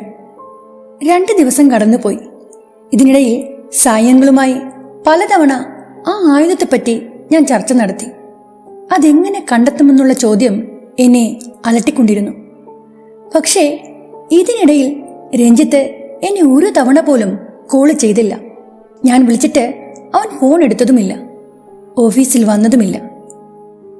അങ്ങനെ 3-ാം ദിവസം രാവിലെ നടുക്കുന്നൊരു വാർത്ത കേട്ടാണ് ഞാൻ ഉണർന്നത്. സംഭവത്തെക്കുറിച്ച് കേട്ടപാടെ ഞാൻ മണിമലയാറിന്റെ കരയിലുള്ള ആ ആനന്ദ നിലയത്തിലേക്കാണ് കാറുമെടുത്ത് പാഞ്ഞത്. വീടിന് ചുറ്റും ആളുകൾ തടിച്ചു കൂടിയിട്ടുണ്ട്. ഒന്ന് രണ്ട് പോലീസ് ജീപ്പുകൾ ആ മുറ്റത്ത് നിർത്തിയിട്ടുണ്ടായിരുന്നു. ആ വീടിന്റെ ഉമ്മറത്തിണ്ണയിൽ 2 ശവശരീരങ്ങൾ കമിഴ്ന്നടിച്ചു കിടക്കുന്നു. മൂർച്ചയേറിയ ഏതോ കൂർത്ത ആയുധം കൊണ്ട് കഴുത്തിന് കുത്തേറ്റിട്ടുണ്ട്. അതിലൊന്ന് എന്റെ സഹപ്രവർത്തകനും സുഹൃത്തുമായ രഞ്ജിത്തും മറ്റൊരാൾ ഡോക്ടർ ആനന്ദിന്റെ വൈഫായ അഞ്ജലിയുമായിരുന്നു. ഇരുവരുടെയും ചേതനയേറ്റ ശരീരങ്ങൾ കണ്ട് ഞാൻ ഷോക്കടിച്ചതുപോലെ നിന്നുപോയി. ഉമ്മറത്തിണ്ണയിൽ ഇരുവരുടെയും ചുടുചോര തളം കെട്ടിക്കിടക്കുന്നു. 2 പേരുടെയും കഴുത്തിൽ കണ്ട ആഴത്തിലുള്ള മുറിപ്പാട് എന്നിൽ സംശയമുണ്ടാക്കി. ആചാര്യൻ പറഞ്ഞ ആ കടാര കൊണ്ട് ഇതേ രീതിയിൽ തന്നെയാണ് ആനന്ദും കൊല നടത്തിയത്. ഡെഡ് ബോഡികൾ കിടക്കുന്നിടത്തേക്ക് ചെല്ലാൻ പോലീസ് ആരെയും അനുവദിക്കുന്നില്ലായിരുന്നു. എന്നാലും വളരെ പ്രയാസപ്പെട്ട ആൾത്തിരക്കിനിടയിലൂടെ ഞാൻ ഉമ്മറത്തിണ്ണയുടെ കുറച്ചടുത്ത് വരെയും ചെന്നു. ചോരയിൽ കുളിച്ചു കിടക്കുന്ന അഞ്ജലിയുടെ വലത് കൈക്കുള്ളിൽ അറ്റം കൂർത്ത് തുമ്പൽപ്പം വളഞ്ഞ ആ കടാര ഞാൻ കണ്ടു. ചോരക്കറപുരണ്ട ആ ചെറിയ കടാരയുടെ പിടിവശം അഞ്ജലിയുടെ മടക്കിപ്പിടിച്ച വിരലുകൾക്കുള്ളിലായിരുന്നു. എന്റെ കണ്ണുകളിൽ ഇരുട്ടിരച്ചു കയറുന്നതുപോലെ തോന്നി. ഞാൻ എന്റെ കണ്ണുകൾ തിരുമി വീണ്ടും ആ കടാരമുനയിലേക്ക് നോക്കി. പോലീസിനോടൊപ്പം ഉണ്ടായിരുന്ന ഫോട്ടോഗ്രാഫർ ഡെഡ് ബോഡികളുടെ പല ആംഗിളുകളിലുള്ള ഫോട്ടോ എടുക്കുന്ന തിരക്കിലായിരുന്നു. അഞ്ജലി കൈമുഷ്ടിക്കുള്ളിൽ ചുരുട്ടിപ്പിടിച്ചിരുന്ന ആ കടാരയും ഫോട്ടോഗ്രാഫർ പലതവണ തന്റെ ക്യാമറയിൽ പകർത്തി. മൃതദേഹങ്ങൾ ആംബുലൻസിലേക്ക് കയറ്റുന്നതിന് മുൻപായി അഞ്ജലിയുടെ കയ്യിൽ പിടിച്ചിരുന്ന ആ കടാര പോലീസുകാരിൽ ഒരുവൻ തന്റെ ഗ്ലൗസ് ഇട്ട കൈകൾ കൊണ്ട് ഒരു പ്ലാസ്റ്റിക് കവറിലേക്ക് മാറ്റുന്നത് കണ്ട് ഞാൻ ആ കടാരപ്പിടിയിലേക്ക് തുറച്ചു നോക്കി. പക്ഷേ ചോരക്കറപുരണ്ട ആ കടാരപ്പിടിയിൽ ആചാര്യൻ പറഞ്ഞതുപോലെ കനൽ തിളക്കമുള്ള ഒരു രത്നക്കല്ലില്ലായിരുന്നു. എന്നാൽ ഗോളാകൃതിയിലുള്ള ഒരാകൃതി ആ കടാരപ്പിടിയിൽ എനിക്ക് കാണാൻ കഴിഞ്ഞു. അല്പം കുഴിഞ്ഞിട്ട് വൃത്താകൃതിയിലുള്ള ഒരടയാളം. അത് കണ്ടപ്പോൾ എന്തോ ഒരു വസ്തു അതിൽ പതിപ്പിച്ചതുപോലെയുള്ള ഒരടയാളമായിട്ടാണ് എനിക്ക് തോന്നിയത്. ഒരു നിമിഷം കൊണ്ട് ഒരുപാട് ചോദ്യങ്ങൾ എന്റെ മനസ്സിലേക്ക് കടന്നു വന്നു. ആചാര്യൻ പറഞ്ഞ ആ കടാര ഇത് തന്നെയാണോ? അങ്ങനെയെങ്കിൽ ആ കടാരപ്പിടിയിലെ ചുവന്ന കല്ല് അതെവിടെ പോയി? ഇനി അതാരെങ്കിലും അടർത്തി മാറ്റിയതാണോ? ഡോക്ടർ ആനന്ദിന് ലഭിച്ച ആ ആയുധം അഞ്ജലിയുടെ കൈവശമുണ്ടായിരുന്നു. ആരും അറിയാതെ അവർ ഇത്ര നാളും അത് സൂക്ഷിച്ചിരിക്കുകയായിരുന്നു. പക്ഷേ മനസ്സിൽ ഉദിച്ചു വന്ന ഒരു ചോദ്യത്തിന് പോലും എന്റെ പക്കൽ ഉത്തരമില്ലായിരുന്നു. ഒടുവിൽ ഒരു ജീവച്ഛവം കണക്കെ ഞാൻ ആ ആൾക്കൂട്ടത്തിനിടയിൽ നിന്ന് തിരിച്ചു നടന്നു. ആ സമയത്ത് അവിടെ കൂട്ടം കൂടി നിന്ന ആൾക്കാരിൽ ചിലർ പറയുന്നത് ഞാൻ കേട്ടു. കൊലപാതകയും ഭ്രാന്തനുമായ ഭർത്താവിനെ ഭ്രാന്താശുപത്രിയിലെ സെല്ലിൽ അടച്ചത് മുതൽ ഇവൾക്ക് ഇയാളുമായിട്ടായിരുന്നു അടുപ്പം. ഇവൻ ഡോക്ടറിന്റെ ഒരു പഴയ സുഹൃത്താണെന്നാ കേട്ടറിവ്. ഇടയ്ക്കിടെ ഇവൻ ഇവിടെ വന്നു പോകുന്നത് കാണാം. എന്തിനെ ചൊല്ലിയായിരിക്കും 2 പേരും വഴക്കിട്ടത്? അവൻ അവളെയാണോ ആദ്യം കുത്തിവീഴ്ത്തിയത്, അതോ അവൾ അവനെയാണോ ആദ്യം കുത്തിയത്? ഇനി മറ്റാരെങ്കിലുമാണോ രണ്ടിനെയും തീർത്തത്? ആർക്കറിയാം. സൂചിമുനുകൾ പോലെ അവരുടെ ആ സംഭാഷണം എന്റെ കാതിലേക്ക് തുളഞ്ഞിറങ്ങി. ഇങ്ങനെയൊരു ബന്ധം രഞ്ജിത്തിനുണ്ടായിരുന്നുവെന്ന് ഞാൻ ഇപ്പോഴാണ് അറിയുന്നത്. അങ്ങനെയൊരു സംശയത്തിന് പോലും അവൻ ഇടവരുത്തിയില്ല. സത്യത്തിൽ എന്തിനായിരിക്കും അവൻ ആനന്ദിന്റെ ഈ കേസിന് പിന്നാലെ നടന്നത്? ചാനൽ റേറ്റ് കൂട്ടാനുള്ള ഒരു ന്യൂസിന് വേണ്ടി മാത്രമായിരുന്നോ? അതോ മറ്റെന്തെങ്കിലും ആയിരുന്നോ അവന്റെ ഉദ്ദേശം? ഇനിയൊരു പക്ഷേ ആ ആചാര്യയിൽ നിന്ന് ആ കടാരയെക്കുറിച്ച് അറിഞ്ഞതിന് ശേഷം അവൻ അതിനെപ്പറ്റി അഞ്ജലിയോട് ചോദിച്ചിരിക്കും. 2 പേർക്കുമിടയിൽ അടുപ്പമുണ്ടായിരുന്ന സ്ഥിതിക്ക് ആ കടാര അഞ്ജലിയുടെ കൈവശമുള്ള കാര്യം അവൻ അറിഞ്ഞു കാണും. 2 ആളും അതിനെ ചൊല്ലി വഴക്ക് പിടിച്ചു കാണണം. പഴയ സാധനങ്ങളോട് ഭ്രാന്തമായി ഇഷ്ടമുള്ള അഞ്ജലി അത് രഞ്ജിത്തിന് കൊടുക്കാൻ സമ്മതിച്ചു കാണില്ലായിരിക്കും. ഇക്കാലത്ത് ആരെയും വിശ്വസിക്കാൻ പറ്റത്തില്ലല്ലോ എന്ന് ഓർത്തുകൊണ്ട് ഞാൻ അവിടെ നിന്ന് വീട്ടിലേക്ക് മടങ്ങി. പിന്നെയും ദിവസങ്ങൾ കടന്നുപോയി. ഒരേ ആയുധം കൊണ്ട് തന്നെയാണ് 2 പേരുടെയും കഴുത്തിൽ കുത്തേറ്റിരിക്കുന്നതെന്ന് പോസ്റ്റ്മോർട്ടത്തിൽ തെളിഞ്ഞു. ഫോറൻസിക് പരിശോധനയിൽ ആ കടാരയിൽ രഞ്ജിത്തിന്റെയും അഞ്ജലിയുടെയും വിരലടയാളങ്ങൾ പതിഞ്ഞിട്ടുള്ളതായും തെളിഞ്ഞു. ഉറ്റ സുഹൃത്തിന്റെ വിയോഗത്തിലും അയാൾ കാണിച്ച വിശ്വാസവഞ്ചനയിലും ഞാൻ ആകെ തകർന്നു പോയിരുന്നു. 2-3 ദിവസങ്ങൾ കഴിഞ്ഞപ്പോഴാണ് ഞാൻ എൻ്റെ ഫോൺ പരിശോധിച്ചത്. രഞ്ജിത്ത് അവസാനമായി ഇൻസ്റ്റഗ്രാമിലിട്ട ഒരു പോസ്റ്റിൽ കണ്ട വാചകങ്ങളിൽ എന്റെ കണ്ണുകൾ ഉടക്കി. കലി അവളെയും കീഴടക്കി. അവളുടെ കണ്ണുകളിൽ പ്രണയത്തിന് പകരം ഞാൻ കണ്ടത് കലിയുടെ ചോര ചുവപ്പായിരുന്നു. പോസ്റ്റിൽ കണ്ട ആ വരികളിൽ ഒളിഞ്ഞിരിക്കുന്ന രഹസ്യം മനസ്സിലാക്കാൻ എനിക്കൊരു നിമിഷം പോലും വേണ്ടി വന്നില്ല. അപ്പോൾ കലിയുടെ ശക്തി ആവാഹിച്ച ആ കടാര ഇത്ര നാളും അഞ്ജലിയുടെ കയ്യിൽ തന്നെ ഉണ്ടായിരുന്നു എന്ന് ഉറപ്പിക്കാം. അത് രഞ്ജിത്തറിഞ്ഞതോടെ ഇരുവരും തമ്മിൽ വഴക്കായി കാണും. വഴക്കൊടുവിൽ ഇരുവരുടെയും മരണത്തിലേക്ക് നയിച്ചു. എന്റെ തലയിൽ ഊരിത്തിരിഞ്ഞ ആ ചോദ്യങ്ങൾക്ക് ഞാൻ തന്നെ ഉത്തരം കണ്ടെത്താനും ശ്രമിച്ചുകൊണ്ടിരുന്നു. സംഭവം ആദ്യം കണ്ടത് മണിമലയാറ്റിൽ മീൻ പിടിക്കാൻ വന്ന 2-3 മീൻപിടുത്തക്കാരാണ്. അവരാണ് നാട്ടുകാരെ വിളിച്ചു കൂട്ടിയത്. പോലീസ് അവരെയും പല പ്രാവശ്യം ചോദ്യം ചെയ്തിരുന്നു. ആ വീടിന് മുന്നിലൂടെ ആറ്റിൻകരയിലേക്ക് പോകുന്ന വഴിക്ക് ഉമ്മറത്തെണ്ണയിൽ ചോരയിൽ കുളിച്ച നിലയിൽ കമിഴ്ന്നു കിടക്കുന്ന 2 പേരെ കണ്ടു. അപ്പോൾ തന്നെ ഒച്ച വെച്ച് അവർ ആളെ കൂട്ടുകയും ചെയ്തു. ആ 3 പേരും പോലീസിന് കൊടുത്ത മൊഴിയാണിത്. സംശയമൊന്നും തോന്നാത്തതിനാൽ ചോദ്യം ചെയ്തതിനു ശേഷം ആ മീൻപിടുത്തക്കാരെ പോലീസുകാർ വിട്ടയക്കുകയും ചെയ്തു.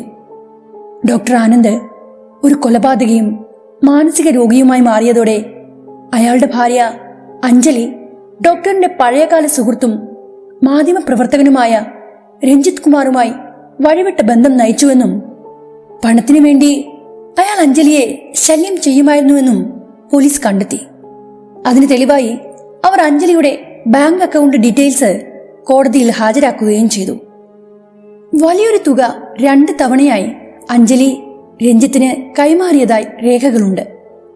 അതോടെ പണത്തെ ചൊല്ലി രണ്ടാളും വഴക്ക് കൂടുകയും ആ വഴക്ക് മരണത്തിൽ കലാശിച്ചുമെന്നുമാണ് പോലീസ് റിപ്പോർട്ട്. ഒരാഴ്ചത്തേക്ക് സോഷ്യൽ മീഡിയകളിൽ നിറഞ്ഞു നിന്ന ആ വാർത്ത മാധ്യമപ്രവർത്തകർക്ക് ആകെ ഉണർവേകി. അവർ കൈയും മെയ്യും മറന്ന് പ്രവർത്തിച്ചു. വായിൽ തോന്നിയതുപോലെയൊക്കെ വാർത്തകൾ വളച്ചൊടിച്ചു. ചാനൽ ചർച്ചകൾ പൊടിപൊടിച്ചു. അടുത്ത വാർത്തകൾ കിട്ടിയതോടെ അതുവരെ പറഞ്ഞ വാർത്തകളുടെ നിറം മങ്ങിപ്പോയി. ആ വാർത്തകൾ എല്ലാവരും മറന്നു. എനിക്കറിയാവുന്ന കാര്യങ്ങൾ പറഞ്ഞാൽ ആരും അത് വിശ്വസിക്കില്ല എന്ന് 100% ഉറപ്പാണ്. അതിനാൽ അതൊന്നും മറ്റാരോടും പറയാൻ എനിക്ക് തോന്നിയില്ല. എന്നാലും ആ കടാരപ്പിടിയിലെ ആ ചുവന്ന കല്ല് അതെവിടെ പോയി? ആരുടെ കൈവശമായിരിക്കും അതിപ്പോൾ ഉള്ളത്? തെളിവായി പോലീസുകാർ കണ്ടെടുത്ത ആ കടാര അതിനെയും ചോരയുടെ നനവറിയുമോ? ആരായിരിക്കും അതിന്റെ അടുത്ത ഇര? കലിയുടെ ശക്തി ആവാഹിച്ച ആ ചുവന്ന കല്ലും കടാരയും ഇപ്പോൾ 2ആയി കഴിഞ്ഞു. ആചാര്യൻ പറഞ്ഞതനുസരിച്ച് ഇല്ലത്തെ കാരണവർ തന്റെ മന്ത്രതന്ത്ര സിദ്ധികൾ കൊണ്ട് തയ്യാറാക്കിയെടുത്ത ആ കടാരയുടെ ചെറിയ കണത്തിന് പോലും മനുഷ്യരെ കലികൊണ്ട ചെകുത്താനാക്കാൻ കെൽപ്പുള്ളതാണ്. അങ്ങനെയെങ്കിൽ ആ കല്ല് കൈവശപ്പെടുത്തിയവന് എന്തായിരിക്കും സംഭവിക്കുക? അവന്റെ കൈയാൽ ആരെല്ലാം മരണത്തിനിരയാകും? ഇങ്ങനെയുള്ള നിരവധി ചോദ്യങ്ങൾ എന്റെ മനസ്സിനെ നിരന്തരം വേട്ടയാടിയപ്പോൾ ഞാൻ സായങ്കലിനെ കാണാനായി പുറപ്പെട്ടു. അദ്ദേഹത്തിന് ആചാര്യൻ പറഞ്ഞ കാര്യങ്ങളെല്ലാം അറിയാവുന്നതാണല്ലോ. അപ്പോൾ പിന്നെ ഒരു ഭയവും കൂടാതെ അദ്ദേഹത്തിനോടെല്ലാം തുറന്ന് സംസാരിക്കാം. അങ്ങനെ ഒരു ദിവസം ഞാൻ സായങ്കലിനെ കണ്ട് സംസാരിച്ചു. അഞ്ജലിയുടെ വീട്ടുകാരുമായിട്ട് സഹകരണമൊന്നുമില്ലെങ്കിലും ന്യൂസുകൾ കൂടി അദ്ദേഹം എല്ലാം അറിഞ്ഞിരുന്നു. ഇക്കാര്യങ്ങളെപ്പറ്റി അങ്കിളും എന്നോട് സംസാരിക്കാൻ അതിയായി ആഗ്രഹിച്ചിരുന്നു. ആചാര്യൻ പറഞ്ഞതുപോലെ തന്നെയുള്ള ഒരു കടാര മരിച്ചു കിടന്ന സമയത്ത് അഞ്ജലിയുടെ കൈവശമുണ്ടായിരുന്നു. ചോരയിൽ നനഞ്ഞ ആ ആയുധം ഞാൻ കണ്ടെങ്കിലും അതിന്റെ പിടിയിൽ ആ ചുവന്ന രത്നക്കല്ലില്ലായിരുന്നു. അതാരോ കൈവശപ്പെടുത്തിയിരിക്കുന്നു. ഞാനത് പറഞ്ഞപ്പോൾ അദ്ദേഹത്തിന്റെ മുഖത്തും ഒരു പരിഭ്രമമുണ്ടായി. ഒട്ടും പ്രതീക്ഷിക്കാത്ത കാര്യങ്ങളാണ് നമുക്ക് ചുറ്റും നടക്കുന്നത്. 1.5 ആഴ്ചയോളം ഒപ്പമുണ്ടായിരുന്ന ഒരു ചെറുപ്പക്കാരൻ. എല്ലാ കാര്യങ്ങളും അറിയാൻ അവൻ എന്തൊരു ജിജ്ഞാസയായിരുന്നു. പക്ഷേ അവനും ആനന്ദിനെ ചതിച്ചു. ആരെയും കണ്ണുമടച്ച് വിശ്വസിക്കാൻ പറ്റാത്ത അവസ്ഥയാ. അദ്ദേഹം ഒരു നെടുവീർപ്പോടെ പറഞ്ഞു, ആചാര്യൻ പറഞ്ഞ ആ നിയോഗം അതെനിക്കില്ലെന്നാണ് തോന്നുന്നത്. കടാര കണ്ടെത്തിയെങ്കിലും അതിപ്പോൾ പോലീസിന്റെ കൈവശമാണുള്ളത്. കടാരയുടെ പിന്നിലെ കഥകൾ അവരോട് ചെന്ന് പറഞ്ഞാൽ അവരെന്നെ ഏതെങ്കിലും മെന്റൽ ഹോസ്പിറ്റലിൽ അഡ്മിറ്റാക്കിയെന്ന് വരും. കടാരയും കടാരപ്പിടിയിൽ പതിപ്പിച്ച ആ ചുവന്ന കല്ലും അത് രണ്ടായി. ഇനി എന്തെല്ലാം അനർത്ഥങ്ങൾ ഉണ്ടാകുമെന്ന് ആർക്കറിയാം. എന്റെ പരിഭ്രമം കണ്ട് അങ്കിൾ എന്നെ സമാധാനിപ്പിച്ചുകൊണ്ട് പറഞ്ഞു, എല്ലാം വിധി പോലെ സംഭവിക്കും. ആചാര്യൻ പറഞ്ഞ കാര്യങ്ങൾ നീ നിമിത്തമായിരിക്കില്ല നടക്കുക. കുട്ടി അങ്ങനെയെന്ന് വിശ്വസിക്കൂ. കലിയെ ആവാഹിച്ച ആ കടാരയും അതിലെ ചുവന്ന കല്ലും എന്നേക്കുമായി ഇല്ലാതാക്കണമെങ്കിൽ സാക്ഷാൽ കൽക്കി അവതരിക്കണം. കലിയെ ഇല്ലാതാക്കാൻ കൽക്കിക്ക് മാത്രമേ കഴിയൂ. അങ്കിളിന്റെ ആ വാക്കുകളിൽ ഒരു പരിധിവരെ എനിക്ക് ആശ്വാസം കണ്ടെത്താനായി. എന്നാലും എന്റെ ഓർമ്മകളിലേക്ക് ആ കടാരയും അതിലെ ചുവന്ന കല്ലും പലപ്പോഴും കടന്നു വരുമായിരുന്നു. അങ്ങനെ 2-3 ദിവസം കഴിഞ്ഞപ്പോഴേക്കും ഞാൻ മറ്റൊരു വാർത്ത കേട്ടു. മണിമലയാറിൽ 3 മീൻപിടുത്തക്കാർ മുങ്ങി മരിച്ചിരിക്കുന്നു. ഫോണിൽ കണ്ട ആ വാർത്ത വീണ്ടും എന്നെ ഞെട്ടിച്ചു. മറ്റുള്ളവർക്ക് അവരുടെ മരണം ഒരു അപകട മരണമായിരുന്നെങ്കിലും എനിക്കത് അങ്ങനെ ആയിരുന്നില്ല. ആ 3 പേരാണ് രഞ്ജിത്തിന്റെയും അഞ്ജലിയുടെയും മൃതദേഹങ്ങൾ ആദ്യം കണ്ടത്. കടാരയിൽ നിന്ന് ഇളകി മാറിയ ആ കല്ല് അവരെ അത്യധികം ആകർഷിച്ചിട്ടുണ്ടാകണം. അതുകൊണ്ട് അവരിൽ ആരെങ്കിലും ഒരാൾ അതെടുത്ത് കാണണം. അങ്ങനെ ഒരു ചുവന്ന കല്ല് ആ ആയുധത്തിലുള്ള കാര്യം മറ്റാർക്കും അറിയില്ലാത്ത സ്ഥിതിക്ക് അവരെ ആരും സംശയിക്കില്ല. ചെങ്കനൽ പോലെ തിളക്കമേറിയ ആ കല്ലിനു വേണ്ടി 3 തമ്മിൽ വാക്കേറ്റവും വഴക്കും നടന്നിരിക്കും. കലി അവരെയും വെറുതെ വിട്ടില്ല. കലിയുടെ ശക്തി ആവാഹിച്ച ആ ചുവന്ന കല്ല് അവരെയും തന്റെ ഇരയാക്കി. അവർ 3 പേരും മുങ്ങി മരിച്ച സ്ഥിതിക്ക് ആ കല്ല് അതിപ്പോൾ എവിടെയായിരിക്കും? ആരിന്റെ അടിത്തട്ടിലോ അതോ ആരുടെയെങ്കിലും കൈവശമോ? ദിവസങ്ങൾ ഓരോന്നായി ഓടി മറയുകയാണ്. ഓരോ ദിവസവും ഓരോ വാർത്തകൾ. അരുങ്കൊലകൾ ഓരോ ദിവസവും വാർത്തകളിൽ ഇടം പിടിച്ചു. കലി ബാധിച്ച മനുഷ്യർ തമ്മിൽ വഴക്കടിച്ചു. ഒരാൾ മറ്റൊരാളെ ഒരു ദയ്യം കൂടാതെ കൊന്നൊടുക്കി.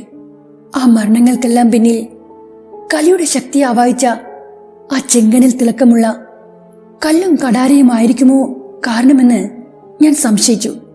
ഒടുവിൽ ഞാൻ എന്നോട് തന്നെ പറഞ്ഞു, കലിയെ ഇല്ലാതാക്കാൻ കൽക്കി തന്നെ വരണം. മറ്റാർക്കും അതിന് കഴിയില്ല.